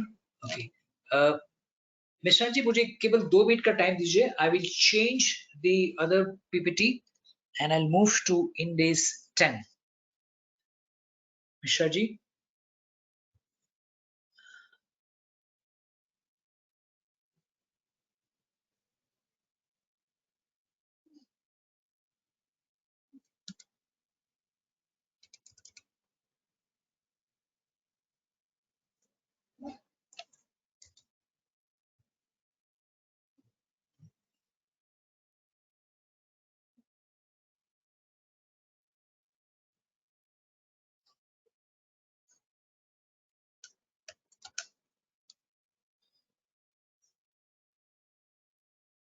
Mishraji, can you see the PPT on the screen? Hello? Hello? Experience adjusting option is combined here. Police sir? Can you see the PPT on your screen? Is it visible? Yes, sir. Yes, sir. Okay, fine, sir. Fine. Friend, this standard is of a great importance from the perspective of even Caro. Because when you read the Caro guidance note, time and again it is mentioned that if something has happened, some events has taken place, or some transaction has taken place during the subsequent period. Now, subsequent period defined in the auditing standard in here is that the period between the balance sheet date or the reporting date and the date when the accounts are approved for the issue. Okay, sir. So आपको केवल इसी के लिए सीमित नहीं रखना है balance sheet date पे, but you have to go beyond that. To give an example, one of the requirements of the CARO is when the entity has borrowed funds, whether naturally borrowed funds means term loan for a specific purpose. The entity should see, the auditor should see that the entity has used these funds for the purpose for which it has borrowed. Now, borrowing is for buying an equipment. Say i5 laptop. But the entity, when it went to buy the equipment, the supplier said that because of the chips, non-availability of the chips, we are unable to give this delivery. And the loan was taken on 15th of February 22. Till March 22, the entity could not use this fund. However, on 15th of May, entity received this laptop or the computer or whatever they had intended to buy. No denying, at the end of the year, the funds were not utilized. Intention was there, but entity could not buy because of the limitations. But before the accounts are authorized for the issue for the listed company, mainly in the last week of May 26, 27, it was received. So then entity, the auditor should say the entity could not use these funds for the purposes for which it has borrowed the funds, but during the subsequent period, that means between the date of the reporting date, between the reporting date and the between the reporting date and the date when the accounts are approved for the issue, the entity has applied the funds for acquisition of the laptops, computers for which it has borrowed the funds. So you have to be very careful about this, and time and again the standard says that subsequent period notice. Now these are mainly divided into the adjusting events and unadjusting events rather than favorable or unfavorable. And we know that when the accounts were approved for the issue, that is known as the subsequent period date.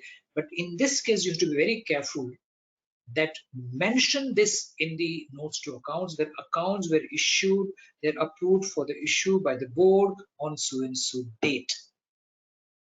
And also you should go one step further, that this board or the board or the XYZ has the right to change or restate the financial statements. Okay, change the financial statements is required. So whether they can change it or not, even that is to be mentioned. Many companies write it at the fag end of the notes to accounts, but internationally, globally, they mention at the beginning, first 5 paragraphs only, that the financial statements have been approved by the XYZ board of the directors of the company and on so and so date, and the board has also right to change, restate, blah blah blah. So don't forget that. Many companies stop at this point in time that they were approved on so and so date.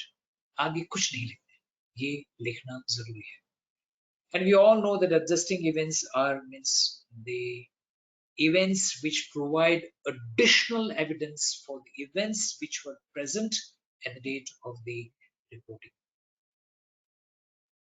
Should adjust the financial statements Okay, now this is again related to paragraph related to the Ind AS 1, that the approval or the settlement made by the by and between the lender and the borrowing company is considered as a adjusting event. These are the example of the adjusting events, but basically the item to which the information is received should be existence on the date of the balance sheet. Discovery of order of trade. I study this is very important. Even if the bonus share is issued, even if the bonus shares are issued after the end of the reporting date, but before the approval of issue, they are to be still restated. Non-adjusting, you don't adjust but disclose the fact. IFRS 5 say that when an entity is decided to recover the carrying value more from the selling rather than the use, and then all these 5 conditions like highly probable, blah blah blah, complied with, if that decision has been taken before the year end, then only do this adjustment as required by IFRS 5. What is adjustment? Remeasure the item at lower of carrying value on the one hand and fair value less cost of sale. If this has taken place, this decision has been taken place after the balance sheet date, just make the disclosure. Business combination allowing plant to discontinue the operations, even major Ind AS 105 and onwards. Now, this is one thing, that dividend which has been announced after the balance sheet date but before the approval is not considered as a provision, but only we make a note in the accounts that the dividend has been declared. This is what we have seen, that non-adjusting event and adjusting event. That's fine, sir. Okay, sir. So this was this will be shared with you, all of you. Okay, and now I request you to please. I'll stop sharing. Okay. So all coordinators, please let me know if there are any questions. I'm willing to take the question, but before that, I forgot one thing. Paragraph 68A of Ind AS 16. If you have access to the Janab, how can I see myself here? And I'm not sharing the screen, gentlemen. I'm not sharing the screen. Sir, you should be visible actually. I can. अरे मुझे मेरे ही दर्शन नहीं हो रहे. Sir, if you can, you are visible to everybody. नहीं वो क्योंकि पर मुझे मेरा दर्शन करना है ना sir, because I'm not sharing the screen now. Just hold on. Sir, view. Can you click on view? Now you are not. Sir, no one can see you. It seems your yeah, got it, sir. Yes, okay. Now, but then, okay, then it should be. I should be able to see myself. क्यों दिख नहीं रहा है जनाब? Okay, छोड़ो. We can see you, sir. Don't worry. नहीं, that's fine. आपकी ख्वाहिश पूरी होनी चाहिए सर. ठीक है.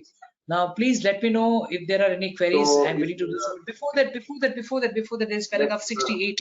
Guys, if you have the standard, please open this standard, paragraph 68A. And you see that once you read Ind AS 105, it says that entity, a non-current asset held for sale.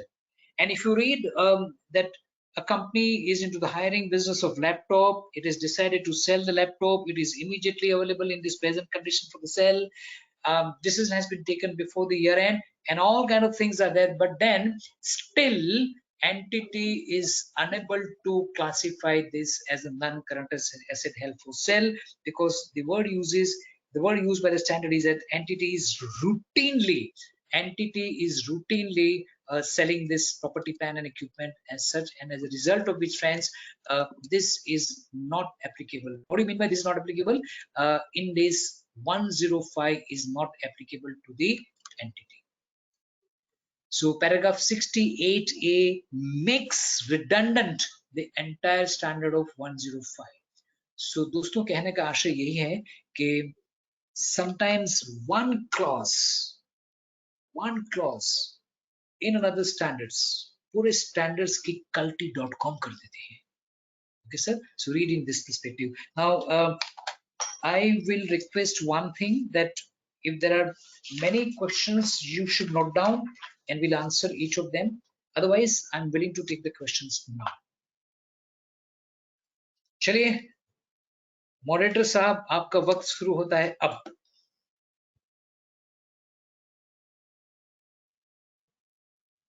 Hello, sir. Any questions, please? Hello. Yes, sir, I am monitoring the chat box. Not as of now, it seems.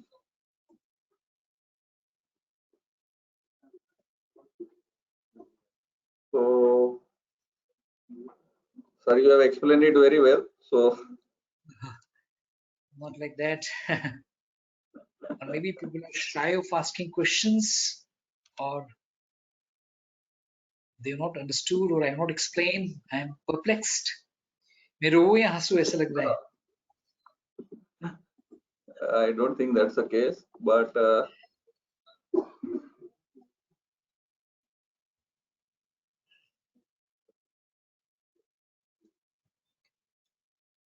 I think, Sir, sir, even I can't see also. Hello, Mishra ji, हमारे हाँ, sir, को भी दर्शन कराइए ना, please. Mishra ji. Yes, sir. I want to see the monitors and your team also, please. Chat box में कोई questions है क्या? Yes, sir. 2 सेकंड दे रहा, 2 second. Please check. I can't see anything, but just check.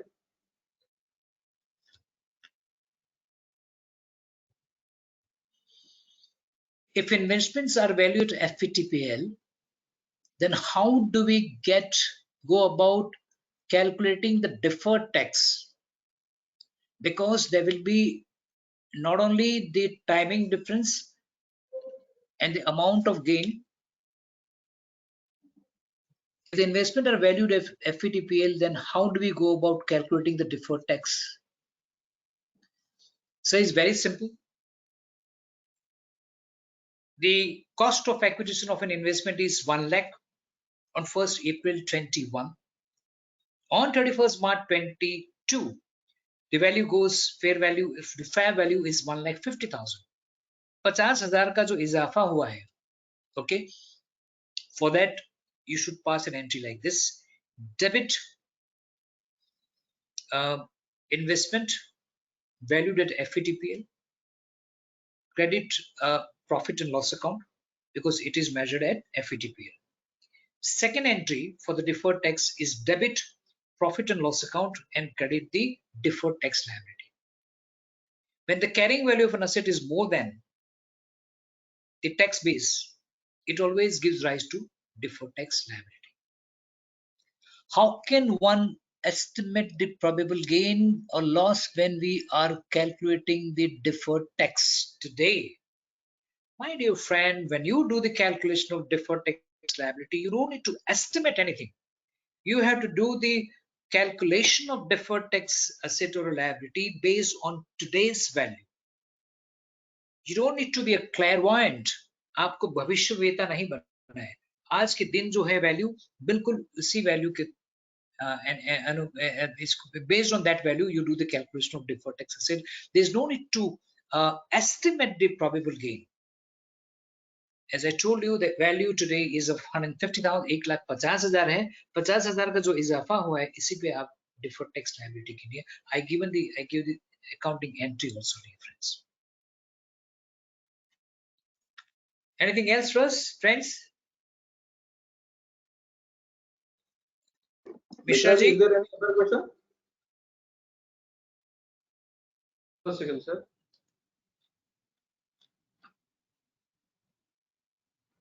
Yes, sir. Yes, 2 second.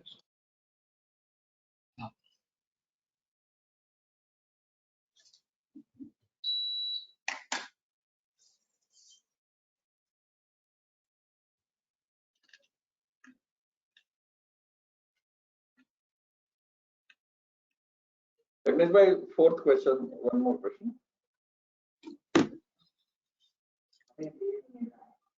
Can you read it, please? यहाँ पे बहुत ही कम दिखा. Let me see whether I can expand this or not. Transportation cost paid on Yeah. purchase of RM should be disclosed as part of Yeah, COG as functional head or transportation cost natural head. Okay, as far as India is concerned, we follow the natural classification, but that will be transportation cost. But actually, this is a part of the material cost. It should be a part of the purchase of material. So it will be purchases, not cost of goods sold. It will be added to the purchases there. Whether every private item to be restated, or if it is not very material, then my dear friend, very good question. बहुत ही अहम प्रश्न पूछा है आपने. Accounting standard is applicable only if the item is material. Now, what is material or immaterial is a matter of $1 million question. For that, management must have the stipulated policies. They must have laid down the policies that any expenses which is less than 0.2%, less than 0.1%, or less than 1% of the total expenses will be considered as a material or immaterial. वो ऐसा नहीं कि जैसे मन आया हो कर दो, ये material है, ये immaterial नहीं. You should have laid down the policies deciding that what is material, what is immaterial. I think the last question requires a session in itself. Can you please quickly summarize or explain the link between Ind AS, and Caro and the companies and government? This is a session in itself. Not session, but multiple sessions. So I think we'll park that question and possibly because I don't think. ना नहीं हो ही नहीं सकता. वो प्रश्न पूछने वाले को भी इस चीज से विदित होंगे कि बहुत कठिन काम है. So I think this gives us an opportunity to have a separate session on this. I am willing to come. I am willing to come. जो division 2 और 3 मैंने बनाए हैं ना, उससे कारो से लिंक किया है मैंने. Correct, sir. Correct. I have had the opportunity to listen to that. So that's. Really? Where? Sir, yeah, when you had that, you took one session on this, na, right? At WRC itself. Yeah, Karo. But after that was purely on Karo. But the one I took at JB Nagar, and the Ghatkopar was linked line by line item. Great. So I think we can. Mishra ji, are there any more questions? No. Right.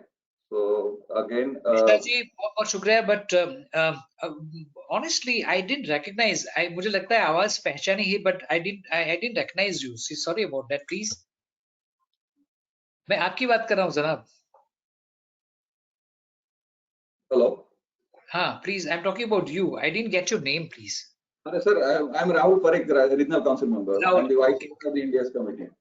Namaskar, Rahul ji. Yeah.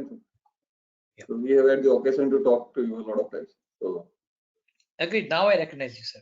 Right, sir. So I take this opportunity to express my sincere thanks to Yagnesh Desai, our faculty, for this session. I think it has been a very enlightening session. And thank you, sir, for accepting our invitation. And you have always been very gracious enough to accept all our invitations. So thank you very much for. जो मेरी माँ है institute उसके लिए कभी मना नहीं करते. I just want to know what are the number of the participants towards the fag end. 7 बजे कितने थे? Right now it's around 100. Oh, that is good, sir. Yeah. So it has been a very great response to the refresher courses, and we plan on keeping on doing this kind of refresher courses. Again, for the participants' benefit, in the month of May, we'll be launching a refresher course on AS also. And then we have, as per the vision of the chairman, there will be multiple refresher courses on various topics, internal audit, valuation. He is a very dynamic person and taking very good actions. Yeah. Because refresher तो जितने कम है इतने अच्छे कम है, जितने लेंगे उतने कम है. Yes, sir, absolutely. So again, a big thank you to all the participants for the attendance, and I am sure everybody has benefited out of this. Yagnesh bhai, thank you very much for attending, enlightening us on this very critical topic. Thank you very much, sir. ये मेरा सौभाग्य है कि आपने मुझे निमंत्रित किया and I am grateful to WSC chairman then even अपना Chintan Sahab, Ishwar Bhai, and all participants. And I should not forget the support by Vaibhav ji and Mishra ji and other teams, back office teams. बहुत बहुत शुक्रिया. Thank you so much. Thank you very much. Thank you. Thank you, everybody. Thank you for participating. Thank you. Thank you. All the best, dear participants. Take care.